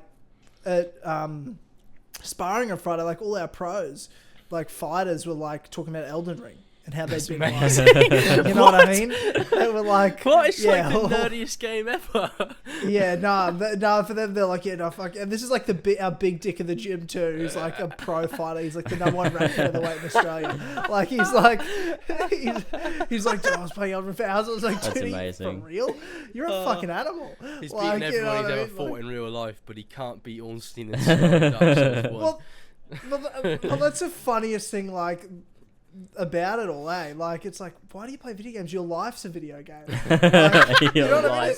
It is, like, in the sense of, like, no, what I mean by that is, like, when you're at sparring, like, my favourite part, Friday night, go to sparring, it's fucking awesome. And what someone described it to me, they're like, man, this is why I love when you get good at, like, fighting and MMA and stuff. And he goes, I love when you get good enough that now it's like you're playing a video game all the time. Like, you're literally living a video game because you can make your body do shit that, like, you couldn't always. And I'm like, that's so true. Like, I literally love going to sparring because I'm like, I feel like I'm playing a video game. Hey man, I go to sparring on a Friday and it's a fucking boss battle in its own right, mate. Why? I'm just trying to share my feelings, and it's now devalued. It's George just totally ruining Tyler's day devalued. again. Yeah. It's just. No, I get what you mean. My life. No, it doesn't matter. My life is a waking nightmare, and anything you say now, it doesn't matter. It's all over. God. Let's just move on. Video game. Oh man, my life is a video game. No, it's not like a combat video game. It's like a simulator video game of like a pathetic man. It's one of those games like Valve probably made and put on Steam for free, you know? It's a VR game. It's exactly like nothing, that. But it's exactly like that. But I don't even know. It's the new Portal game they're bringing out. About? The Aperture. Yeah, it's called George Welford Aperture. Oh man. But yeah, I just doxed my last name. Everybody knows your last name. What are you talking about? Everyone knows what your last name is. Yeah, but I don't say it on the podcast. What if there's some weirdo that only listens to the podcast? Well, everyone knows my last name. My last name. Wait, what? Yeah, but not everyone knows that we're brothers. They think that like Ethan's Yeah, your I guess brother. so. James Woodgates. So who watched Long and Fox Lasers and Fissy's videos and thought they were all the same person for 6 months? Way too many I get people. comments like Way that too all many the people time. think that. It's fucking weird. It is weird. It's like I can understand me and you, but we don't even have like the same accent as Ethan. It's just because we've all got brown hair. Yeah, and I a beard. guess so. I That's why. guess. It's fucking weird. It's really Brilliant, I strange. love it. And Tyler, of course, is the man with the thick neck and the positive attitude and the shaven face. And you I also know, have a different accent Yeah, true. altogether. well, yeah, but you could be our Australian drongo brother. What That's does what that drongo even means. Australian That's who Drongo, he brother. is. What does drongo even mean? You don't know? Isn't it? Oh, Isn't wait, it it's like- Australian? A drongo is a bird. No, it's a bird. Wait, It's a what? bird I thought species. it meant Yeah. like you know, you're a dumbass. You're a drongo. It's no, I don't think it does. Yeah, a Urban stupid or Dictionary, incompetent yeah. person. Dumbass Yeah. idiot. It doesn't go in the shit, you drongo. Yeah, that is like that's how I would use it. But I like you asked me what does it mean. I'm like, I mean, I guess it means that, but like I actually don't know what it means. Does it mean? Yeah, well, that's what it says. It means you informal dumbass. Australian, a stupid or incompetent person. Informal An Australianism or an Aussieism for an unintelligent person, a loser, a half-wit, or someone that is running on half a deck. Lol. Did you see that drongo just do a line lock outside the police station? He's busted for What sure. a random fucking example. What? Oh, I love Urban So Dictionary. fucking weird. So do I. It's fucking It's great. absolutely terrific. It's fucking great. But yeah, Elden Ring's gonna be good. Yeah, I mean it's I'm not already gonna out, play so I it, mean so. like this is sort of it's been a redundant conversation because we're speculating about Elden Ring's gonna be It's like out. when it's out. But we haven't played it. so But we don't you know. know we haven't played it yet. We're still balls deep into Horizon Zero Dawn, balls deep into the ancient ruins of San Francisco and Utah, and I'm happy. Exactly. With it. I'm happy Exactly. with Well, as well You as know? Elden Ring coming out. I mean, there's a few games coming out. Like I said, Gran Turismo comes out next week, which What else I'll be is coming? playing because I love racing games. So weird. Such a I know. weird I thing love to them. get So, into. I love them so much, especially. because you don't even like cars. No, not like, really. Not even like a Yeah, car, it doesn't dude. make any I sense. love don't cars understand it at all. It's in such a racing not games. you It's thing really to be weird, into. but I mean specifically. Yeah, car simulations. Specifically, like racing sims, I love. Like Forza Horizon is Yeah, great, and I love yeah. Forza Horizon. But Gran Turismo and Forza Motorsport are like a different league for me. I fucking love those games. The way you can just Yeah, like specifically tune your car, and like you're racing on these professional Mm. tracks. Like you got a whole career mode, and I love it. I love it so Yeah. much. I'm so excited for Gran Turismo It's 7. cool. And It's also good fun. looks insane on the PS5, like insane. So that's gonna be fun as fuck. What else is coming Strangers out? of Paradise, soon? Final Fantasy Origin comes out mid to end Oh, of does it? March. What It's the fuck is it's that? the Souls-like That's the Dark Souls Final Final Fantasy Fantasy, game, yeah, innit? made by Team Ninja. Is that what they're called? No clue. but, Probably it's- something like it's- that. So it's not made by Square Enix. No, and it's a. It's yeah, so it's a Souls-like game, and it's a prequel / sequel to Final Fantasy 1, all the way back in 1987. So, it's gonna be interesting. Like, it's so cool because obviously, like, I've been playing all the Final Fantasy games, so playing Final Fantasy 1 and then watching like the trailers for this new one, for Final Fantasy Origin is like so cool because it's the same map. Like, you look Yeah. at the map in Final Fantasy 1 Oh, that's and it's cool. all pixely and like all that stuff, and then you look at the map from Final Fantasy Origin, it's the exact same map.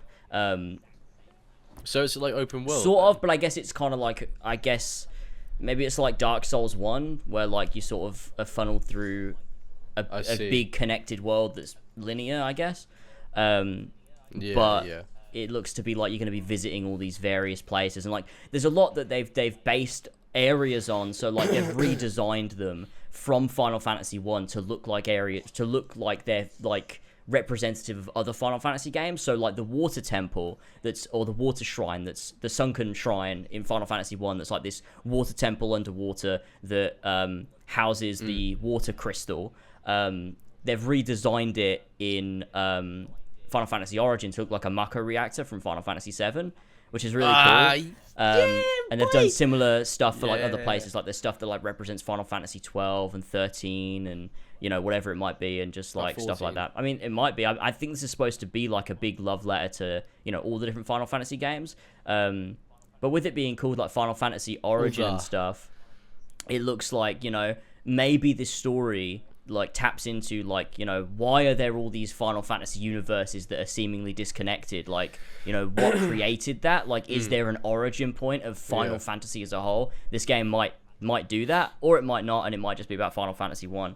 But I'm interested for sure, especially like either way, especially cool. like seeing like characters that I've only seen in pixel format in Final Fantasy 1 now being like fully rendered in 3D with voice actors and like stuff and like places that I recognize and palaces. It's just like it's really, really cool for someone that's played Final Fantasy 1. You get to the final boss, and as the ultimate love letter to Final Fantasy fans, it's Thancred.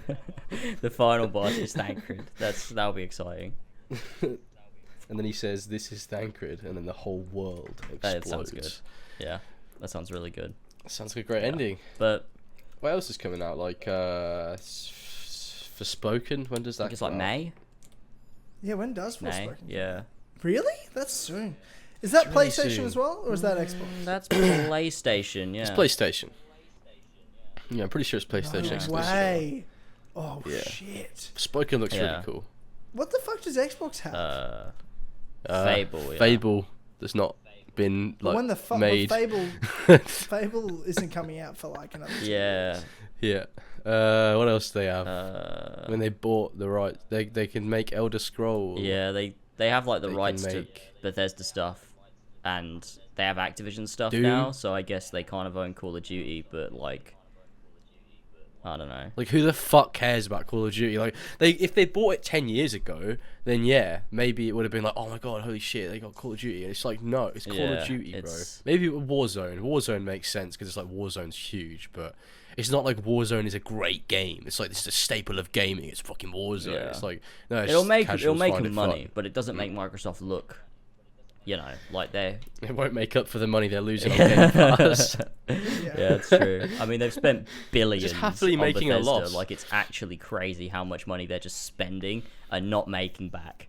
It's It's because they think it's going to be worth it in the long run. But I mean, if Sony keeps banging out these just genuinely good games, I mean, all these investments aren't going to be worth it. yeah, and it goes to show that people will pay top dollar for a good game. Like, you can do that, Microsoft. You can make a really good game and charge, $60, $70 for it, and people will buy it. It just has to be good. But I mean, I don't think Microsoft could do it now. I mean, Sony can do it because they've got this track record of all of these years of Yeah. like we've They've had a got the whole goodwill. generation of And everyone amazing has a exclusives. PlayStation now. Yeah, exactly. They've got the whole world, they've got the whole world's balls in a Yeah, vice. it's true. Whereas Microsoft is like, what do we do? Let's buy another big fucking studio. Let's spend 70 billion or something on a fucking dead studio that has like a workplace studio that misconduct. everyone hates. Let's do it. Yeah, and has like no standing.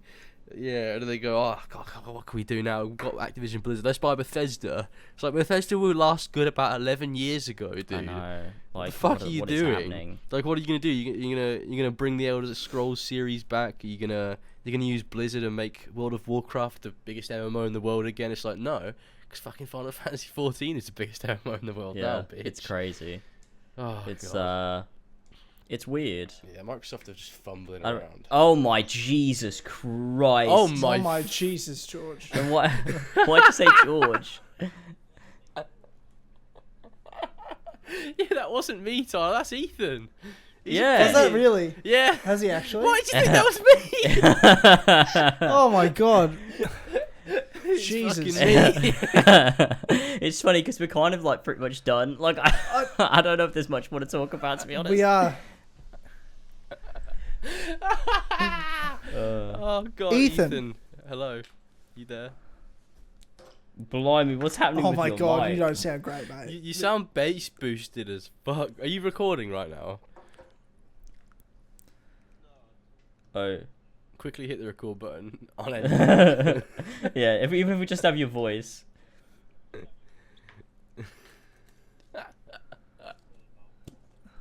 Oh my god, you fine, don't, man. Ethan. Oh, Jesus, you don't need to sound be it. You don't need to be it. terrible. We have done it. We've done a podcast. You could go. We're and- almost- you we're can almost- go we're and, like, almost go back finished. to sleep. We'll do whatever you want. You sound fucked. You sound terrible. we've got you, man. You're good, mate. You're good, mate. Get some sleep. Okay. Oh You're my fine. god. No one's gonna hear that. No one's gonna hear what we just heard. Oh my god, That's gonna make it even better, I think. he's gone. No That one's was gonna hear incredible. that Ethan For everyone just listening- came in For everyone and he listening, sounded terrible, dude. Like awful. At least we had all the pillars on, you Ethan know. left it. He just giggled and left. There you go. Yeah, Ethan He was, was there. You, just can't You hear don't- him. I mean, you might be able to hear Yeah. him through. Oh my my god, you have like people don't know if we're telling the truth. We could be lying to save our skin to say that we had all the pillars on, but he actually was here and he actually sounded awful. He went. It's me. Just into His the his mic microphone. was fucked as well. Like it was not set right at all. That was amazing. That was actually amazing. That was so funny. Oh, Oh God, bless Ethan, man. Bless. oh, this he man, tried. He did try. honestly. He tried. He his did best. try. Oh man. He tried Bloody his hell. very Is best. that at the end then? Is that? George, I've got a question. Oh God, I completely Um, forgot about this.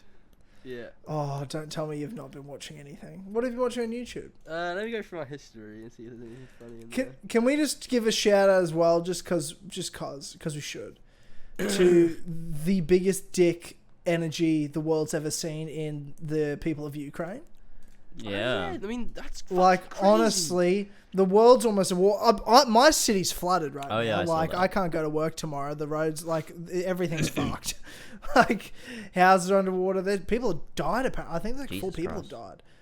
Like, yeah, flooded pretty majorly. But that's not my country's not at war, so that's the Ukraine and Russia trying to invade. That shit's crazy. Mm. If you haven't, Real Life Law just put out a video. Oh, wait. Which is I My think the camera best just YouTube switched channel. off. I don't know what just happened there. I don't know what the Oh. fuck just happened. Oh, James's camera switched off. It just We can turned hold off. there, ladies and gentlemen. Are you Because he recording? records in 4K My 60. voice, and it's my just- your voice recording- is still recording, is your and I think recording- it saved the recording. Let me check. Let me make sure it's definitely saved it. Yeah, I've still got the recording. It's still there. Let me see if I can get my camera to Sweet. come back on. I don't know. It's just turned itself off. I think it might have overheated. But you're recording right now, My correct? voice is recording. Yeah. Cool. Okay. Well, we'll have your voice in there, so that's fine. Ukraine, What was that? What Ukraine. what was I just saying? Ukraine, like Real Life Law, best YouTube channel out there, just put out a video today or earlier today. It would have been out for days now, and obviously by the time this comes out, a lot I'm sure has happened. But as of this point, Ukrainians are still fighting back against the Russian invaders, and the like. What's going on over there is just fucking mental. It is incomprehensible. It's wild. Like Yeah. what the people are dealing with and everything that's going down and the way we're watching this war on like Twitter and Yeah, it Facebook feels so dystopian. and Instagram and YouTube and the way they're just fighting back. But Real Life Law did a video explaining like the history of the conflict and what's going on. Like, so if you're not sure and you're not like 100% around what's going on, Real Life Law, go to his channel. It's unreal the way he does like a 20-minute video explaining it all. And the backgrounds of what Putin's after, like the oil fields, history of the territories, and the way they're using politics and Russian history as like the catalyst when they're really just after like money, future security, and ultimately power. And they want to get So it's into like- Chernobyl for some reason. Yeah, that's not the It's- that's not yeah, the it's W I fucking think they crazy. think it is. To be honest, I wouldn't want Chernobyl. Like, stay away. You know, I don't want that. Nah, it's pretty. Yeah. Who wants Bit of Chernobyl? shit, to be Just honest. leave it Let's be. be honest, you know. boys. But yeah, Yeah, leave it be, or else that you get too close to the elephant's foot and it'll go crazy. It'll here we go. start My going camera's crazy back. Let on me just you. clap sync it. There we go.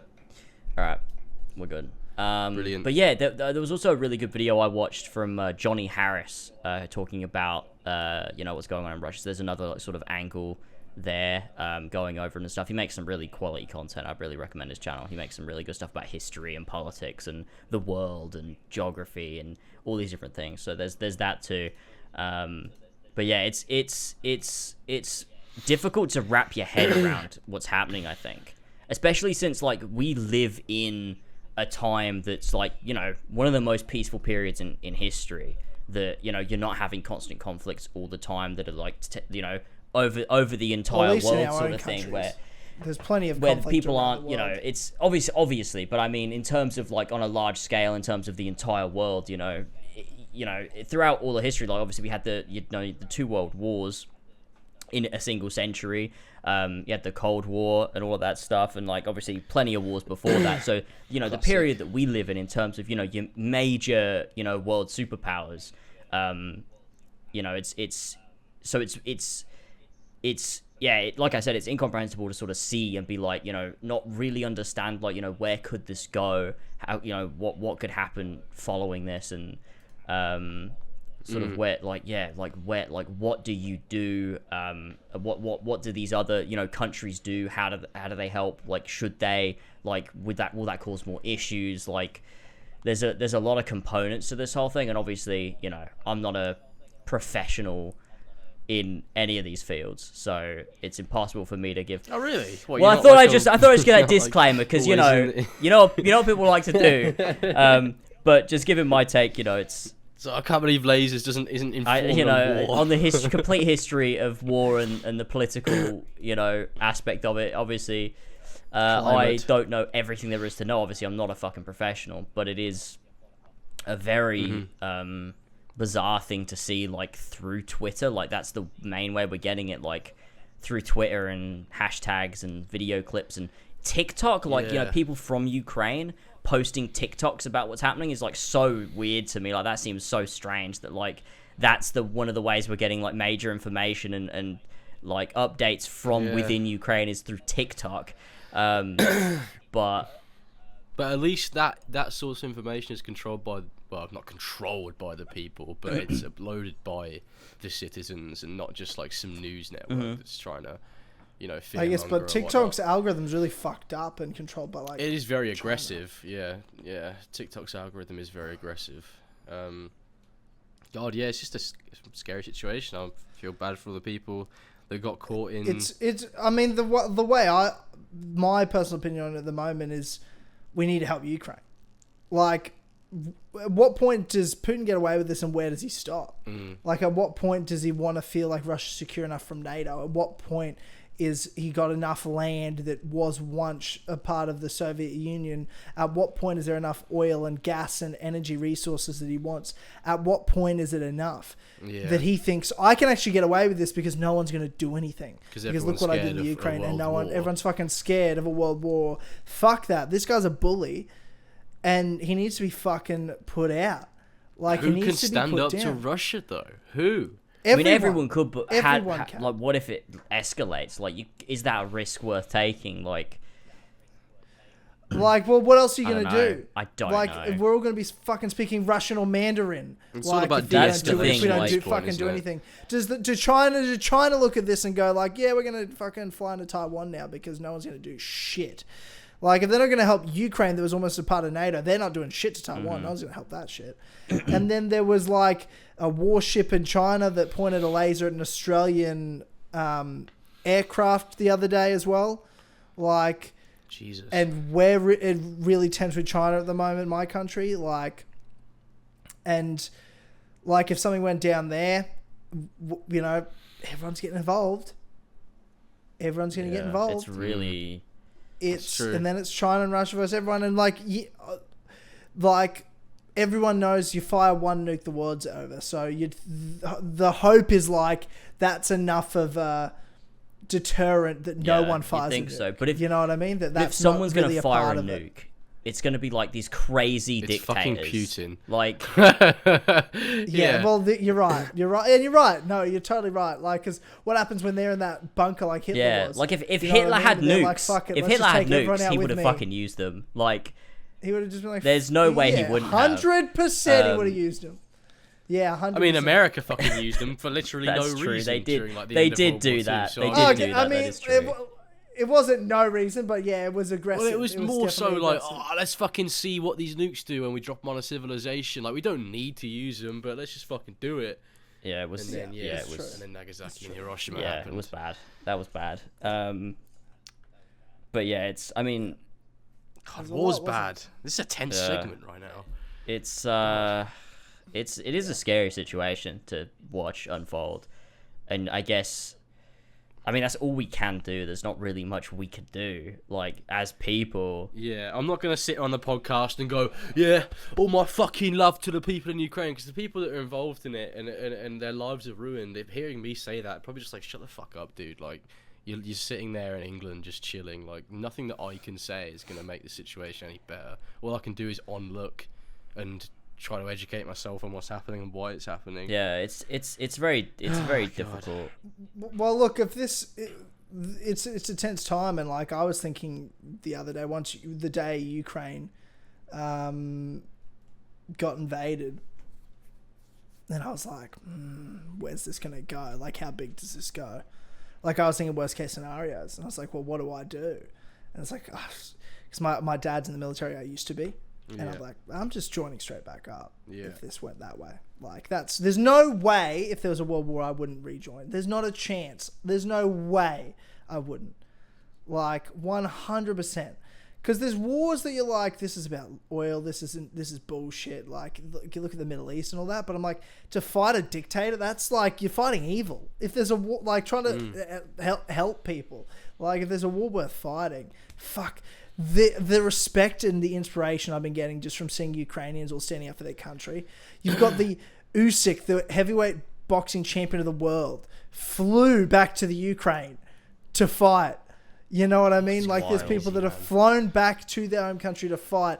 Their president, Big Dick, goes, he got offered from America evacuation. He's like, I don't need a ride. I need ammo. Shit. Bro, that's the biggest dick shit I've ever heard in my life. That is some resolve It's That's so inspiring to I'm see. like, I wish it didn't have to be the case, but and Russia and Putin did not expect that. They had no reason to believe that this would be this difficult. They thought everyone would just kneel over, afraid of them, but everyone's fighting. Well, Ukraine does Everyone's have a decent fighting. It's military. unreal. It's not like they're it's not a small country, and it's not a weak country. So, you know, they can put up a fight for sure.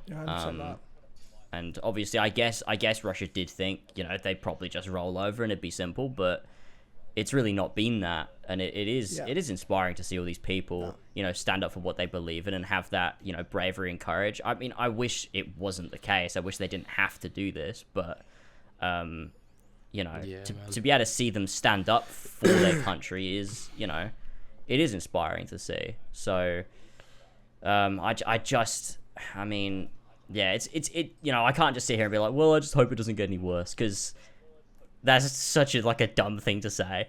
But I just don't know, like, what are you supposed to say in this situation? It's so unprecedented for us, like, you know, in our lifetime, it's so unprecedented that it's like, how do we, like, what do we say about something like this? I don't know. I guess it's not necessarily unprecedented, but it's never been so. In our Western media, it's never been so for us. Like, it's well, never it's Europe, been so it feels just it's closer to home. Because like there's been war. Like since the year I was born, people have been at war for my entire life. The war on terror has gone on. That's what we grew up with. But the Middle East feels like another planet compared to this is going on in Europe.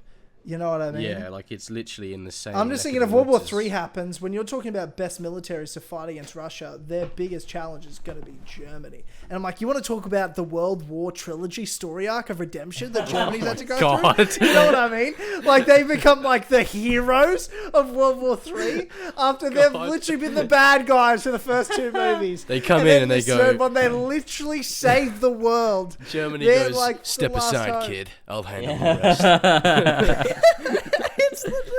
It's like, oh my god. It's unreal. They had like fucking Hitler, they had the Nazis, and then in the follow-up they go from literally the most evil the world's ever seen to the good guys. It's on the side of justice. That's a 180. You want to talk about 180s? Like, that's huge. Honestly, because I mean, arguably, when you look at World War II and the fact that Russia was on our side, a part of the Allies fighting Germany, and then you look, you're like, yeah, we're on Stalin's team for that, weren't we? That was a bit, you know what I mean? Yeah. They were Russia ever the good guys? It was just the enemy, and my enemy is my friend. That's all that was. Yeah, and now it's like this fucking sick fucking country. Like God, and thank God it's got some amazing people, like the Russian people. There's some amazing people that are like standing up against their own government at the risk of being killed that and tennis arrested. player that wrote on the lens of that camera at the end of one of his big games, "No war, please." Yep. And it's like, Yeah, who's so putting many himself Russian at risk athletes- doing that? So many Russian athletes are coming out, like a lot of the fucking UFC fighters and one of the world champions coming out, like wanting unity between Russia and the Ukraine. And it's just like, this is, there's a lot of Russians that are in Moscow protesting. Like, that's crazy. Over 1,000 people arrested on that first night. Yeah. Arrested. Well, that's because Like- Russians, that like, I think a lot of people seem to forget that like the Russian people are at no fault in this situation, which is weird. It's weird to say that, but I've Some seen a lot are, of people. but a lot. Well, of but a lot course, of them yeah. aren't. But like the general Russian populace are like absolutely downtrodden. A lot of them are like, victims of their own they government, didn't ask for really, any of this like- shit. Yeah, for sure. So it's For sure, and it's cool to see that people have the strength to stand up against it, in any small way that they can. for sure. Hang on. God, there's a... Sorry, there's my a- camera turned off again. I was just syncing it back up. I don't know what's happening with it. It keeps disconnecting. Speaking of the whole sort of Russia-Ukraine situation, have you guys seen the video of that woman that was like, "Dear Putin, if I was your mother." I did see that. Oh my Oh, god. dude, no. We knew there was going to be a celebrity that would do the whole. Remember, like when COVID happened, it was like imagine. So the celebrities were saying embarrassing. imagine. Oh my god. It was like, God. oh, so embarrassing. Do you fucking remember cringe. John Mayer's yeah, that was video funny. he did for that? That was fucking funny. Did you ever see that, George? What? What did he do? Well, you know when the celebrities did like the song Imagine, it's like this, where it's like all like on their phones isolating singing Imagine by John Lennon, and it keeps cutting between all these celebrities. Yeah, it was like Do you Gal remember that? Gadot is there as well. Yeah. It's just like, Yeah, it's so really, embarrassing. Like, So out of touch. they're all and so John like, Mayer, happy. And John Mayer did this post like where he goes, "Oh, I actually got asked to do that video, but I got the assignment so wrong. I thought they meant Imagine by Ariana Grande." And then it shows a video of them singing, and it keeps cutting to him and him singing Ariana Grande lyrics super passionately. It's so dude, funny, it's yeah. fucking It's hilarious, dude. It's love John so He good. dodged a bullet Hang there, to on. be fair. John Mayer dodged a bullet because, I mean, the celebrities involved in that will forever have Oh, they're that so video dumb. It's tarnished so in their dumb. name.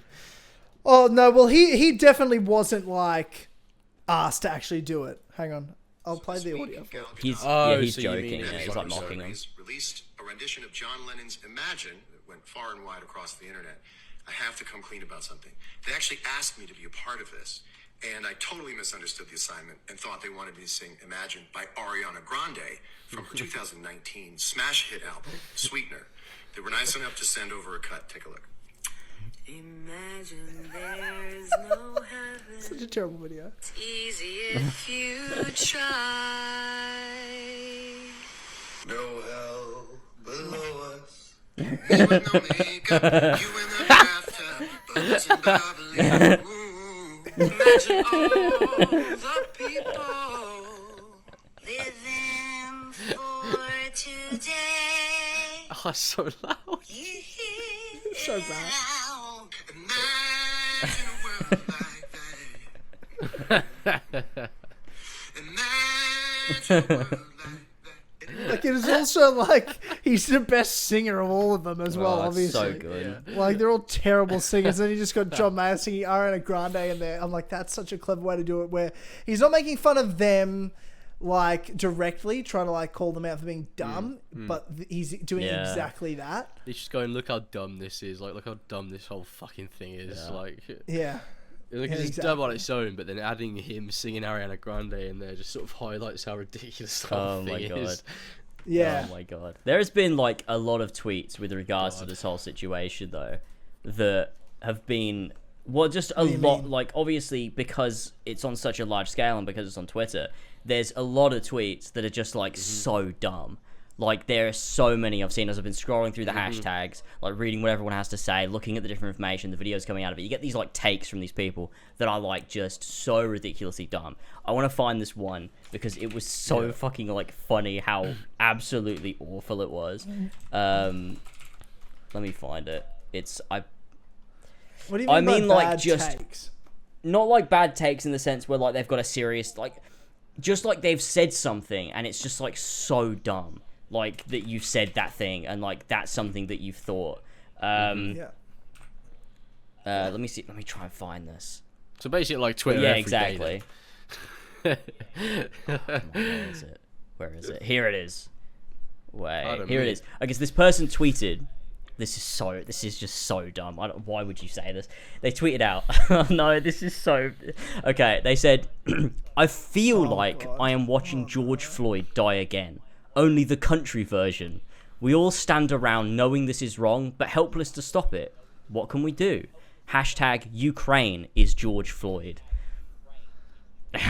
Oh no! It's so bad. It's so bad.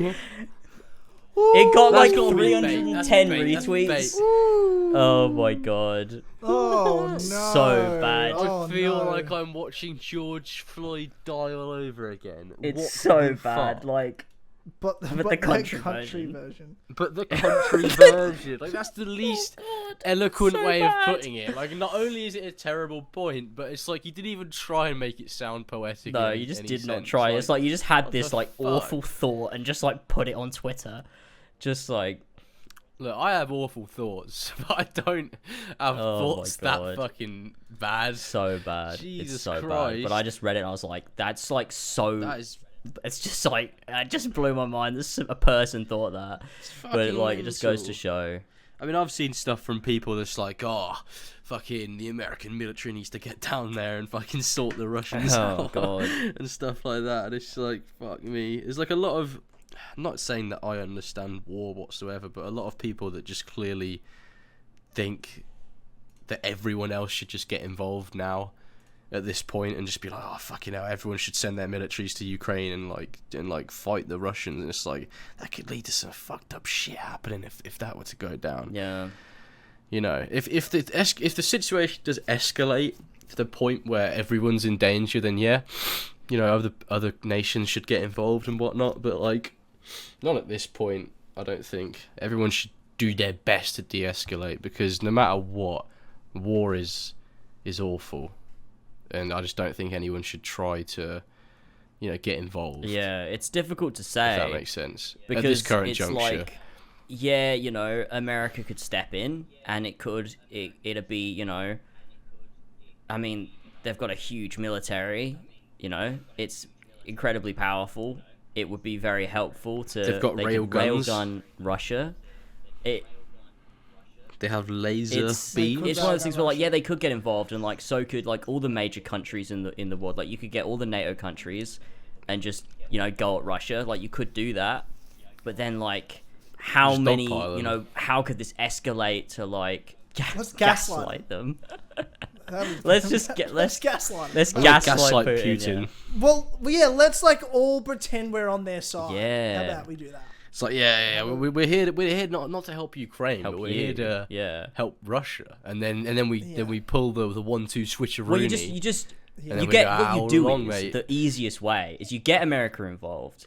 You get an army that just matches Russia's army, and you're like, look, we're on your side. We want to take Ukraine too. We think you're the good guys. You're doing exactly the right thing here. You're brilliant. And then everyone gets paired up with a Russian soldier, and they just kill them. And then the Russian army's gone. yeah. It's just that's how you win the war. I And think. then the Among Us. And it turns Yeah. out the United States Yeah. was the imposter all along. Yeah. Oh god. Did you see that? Did you see what Pornhub did? Where like they've blocked Pornhub in Russia, and if anyone in Russia tries to log into Pornhub, it comes up with the Ukrainian So flag. dumb, but also really funny. Dude, I'm like, that's That's great. so funny, dude. What a way to That's some stick fucking it to the citizens of Russia that haven't done anything wrong. To be fair, fuck them. You know what I mean? You can't jerk off. You want to jerk off? Go stand up to your government.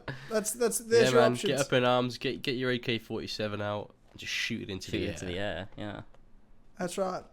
God, we've devolved now. This is no longer a serious conversation. Yeah, well, that's how it anymore. goes. Fucking hell. Oh, well, we're not well, serious we've- people. It's not we've- like we're the ones that are going to solve this issue. You know what I No, mean? The no. four pillars. The four let's pillars try- being serious You know about what? Yeah, Ukraine fuck, saves the world. fuck NATO. Fuck NATO. It's the four pillars need to step in. Yeah. I show up on the fucking border of Ukraine with a keyblade replica and start Just hacking away at those Russian troops. Oh, Jesus Christ. Oh my god. Bloody hell. I mean, it makes sense to me. Yeah, it makes sense to me. My camera's gone again. You know, we're obviously 4 pillars. I don't know. I don't know what's happening with it wrong with today. your It just camera, keeps dude? shutting off. I've no idea what's happening. I'm still recording, obviously, all my voice. I'm just gonna leave it because it keeps turning off every 5 minutes now. We're almost done anyway. So, George, you don't have any YouTube recommended. Well, there's like a 4-minute video.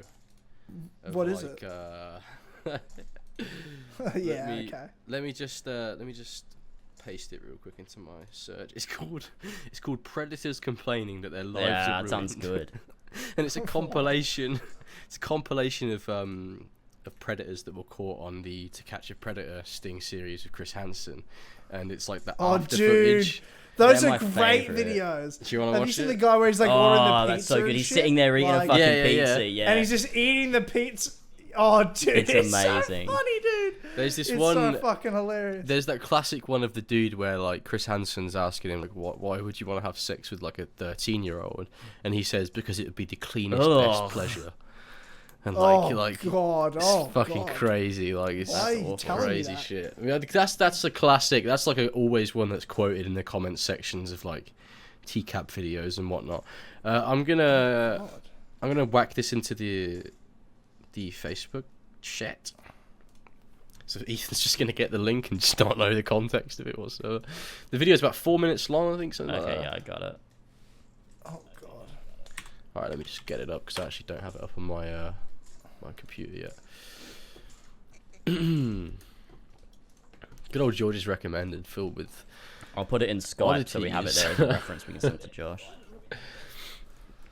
Sweet. I should have just said it in That's what I'm gonna Skype, watch really. it. Yeah. Right, I am also ready. ready. Oh, my God. All right, do you want me to do a countdown? You guys Yeah, prepared? yeah, please. Please. All right, 3, Can I 2. ask a question? Sure. Is my family gonna have to Can I know ask a about this? question? Why are you so concerned about your family knowing? Because this is something that would just ruin my life. Well, you made the decision. Oh, his family hearing about it. Uh-huh. Wow. Dude. What do you do for a living? Soon to be divorced. Wow, dude. Oil company for 25 years. Oh, I love his giving his resume. Absolutely. He's like, I'm scared to death.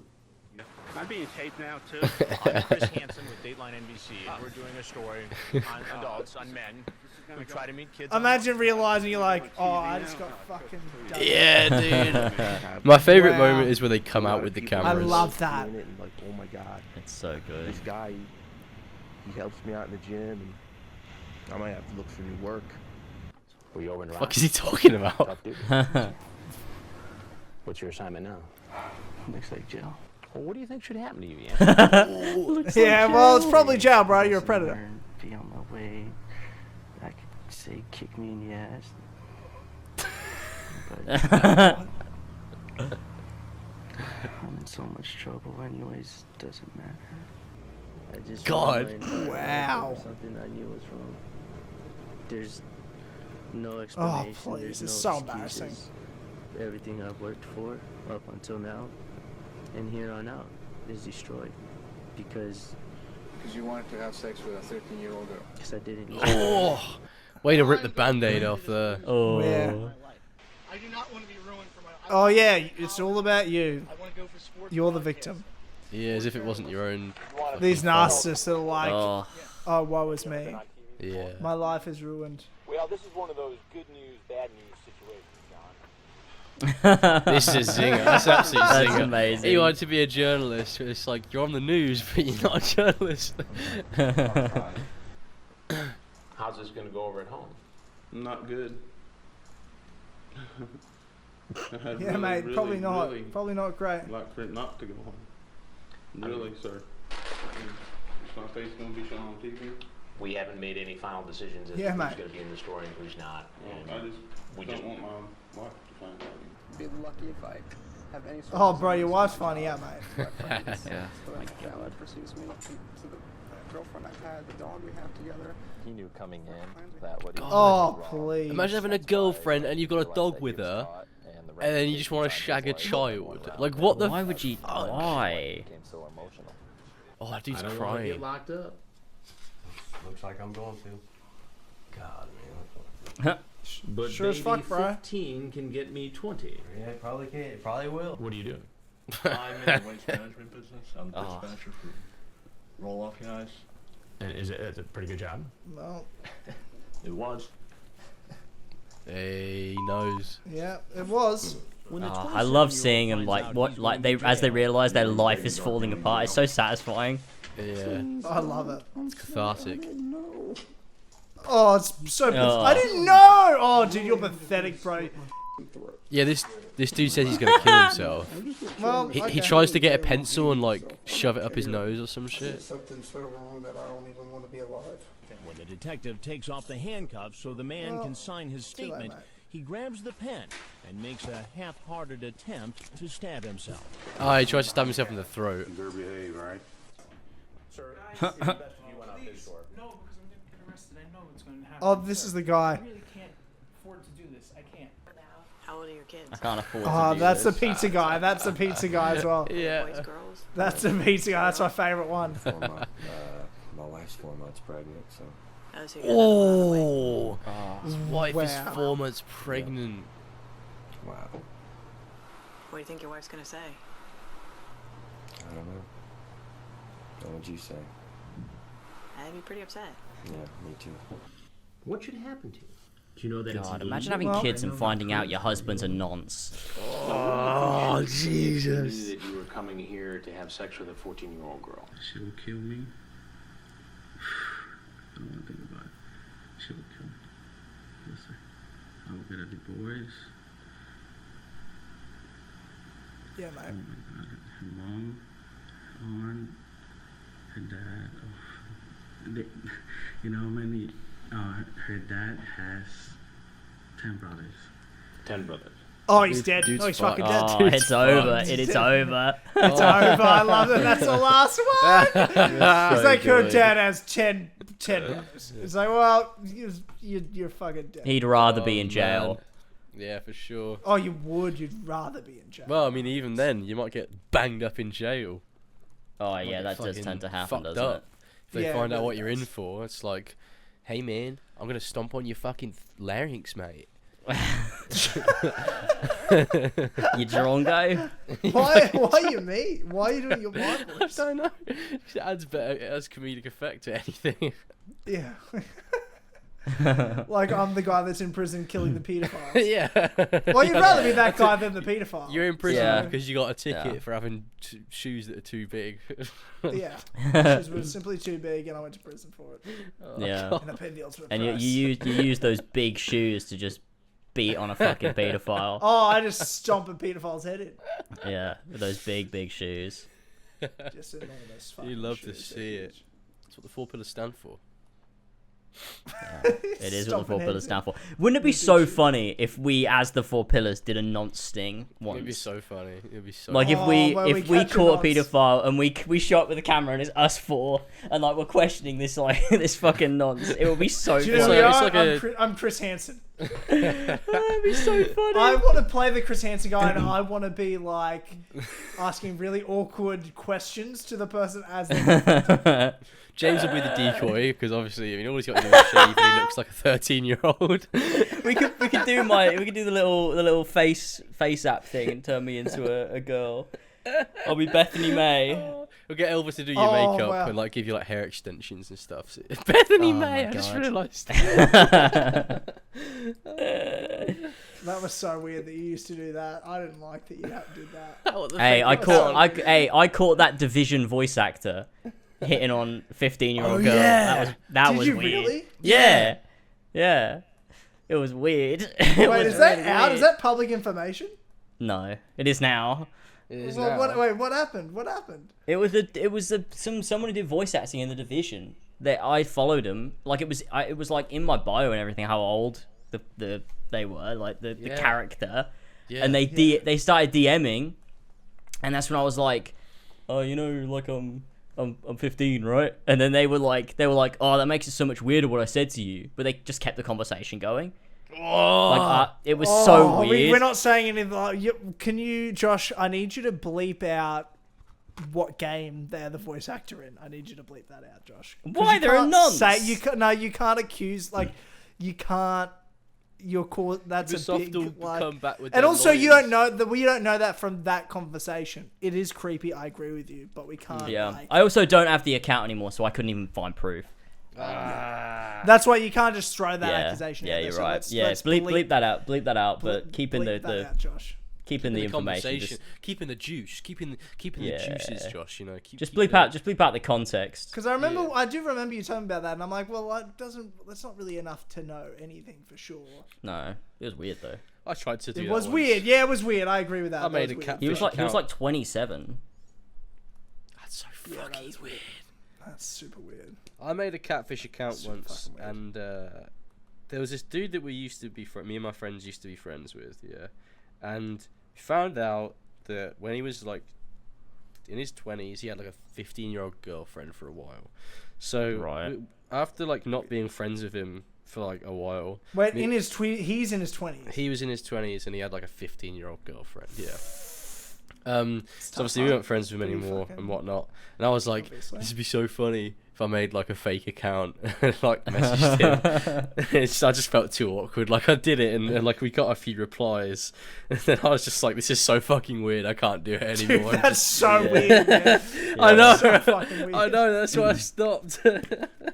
So I was like, I'm not this vigilante, man. like I'm not gonna do anything with it. I just wanted to see if he would be okay with like meeting up with like an underage girl, and it was just like, you know what, this is actually really fucking weird.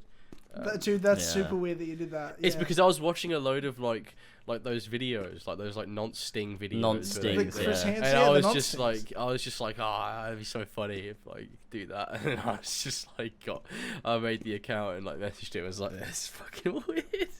I mean, I can't imagine how people do this day in, day out, like talking to these like weird people and pretending to be so like it does feel weird. It's probably mentally taxing. Yeah, it's strange when they're just like unrelenting and they just like do not care. It's just like so weird. Like when you read those chat logs from the like all the different like stings, it's just like it's just fucking awful shit. Weird. Yeah. Just talk to women, man. Just talk to women. I don't know what that was. On that note, we're really breaking down into song today. We really are. We are. It's what we do here, I guess. The Four Pillars music. But yeah, we need to do a non-sting. I think we do. The Four Pillars non-sting. A real non-sting. Yeah. It would be amazing. It would be so weird. It would actually be so funny. It would be so funny. Imagine us showing up, like we show up with our camera, we're just there. Can we wear weird suits or something, like really like... We all have clipboards. We all have clipboards and we all have big suits. Yeah, well, so you're here to meet a 14-year-old girl today, I've heard, sir. You're here to meet a 14-year-old girl today. I'll get to say you're under Article 24A citizen's arrest. I'd like to think it'd be more of like a To Catch a Predator, Hanson versus Predator sting though, where like a proper setup where we have a sting house and we bring him into the sting house. We rent out a whole house for it. Yeah. Rent a house out for it. Make it look like a real house. We have like an actor that like plays a. Who do you reckon we could get from the community to be the decoy? Katie. Yeah, she goes, all right. Bleep that. We're not putting people's names in this. We're not throwing community members' names. Josh, bleep that. Bleep that. Do not throw actual people's names in there as decoys. It's a fake pedophiles. Situation. Okay. No, I see where you're coming from.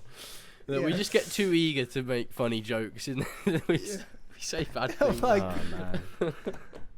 Oh god, let's end it before Thank we God say I'm anything here. bad. Thank God I'm here. Like, I mean, if honestly. it was just me and James on a podcast. If this was Horsey and Fox, like it's over. Like, it's been said. Everything that could be said has been How said. far deep in this scenario would you guys have gone if you'd have this conversation with Horsey and Fox and I wasn't there to stop Whole it? podcast. Like, way. I can only imagine how deep into this We'd scenario have you mapped would go. out the You'd be entire thing. with heaps of people's names, Yeah. addresses, things like that, like lots of public information. We would have doxed ourselves multiple times. Yeah, we would have definitely doxed ourselves. Given out our bank details, probably. Yeah, to help some sort of like Saudi Arabian prince or something like that. Yeah, God, I do love me a Saudi Arabian prince, man. I love him. It's what we do. We're just helpful guys. We are. You are just helpful guys. Well, I'm glad we got a George's recommended in. I was. Yeah, scared, that was good. That think was that good. was a No, good no one. need to be scared. That You was. know, a good I like that we started off the George's recommended 2022 with a bit of frog time, and now we're watching Predator videos. Good shit. Good fucking content. Yeah. Oh yeah. Very good. Phenomenal content. Phenomenal Very content. good. Phenomenal episode. Ladies and gentlemen, thank you so much for tuning in to this episode of the Four Pillars Podcast. Again, subscribe to the Four Pillars Network, rate us on Spotify and Apple Podcasts. It helps us grow. It helps people find us, get us recommended to others. The algorithm boosts us, comment on the video. It's much appreciated to pump the network up. We're working really hard on content for this network this year. You guys have seen that. We're going to continue that. And I've been loving these podcasts. Like, absolutely loving them. And we've got great games coming out.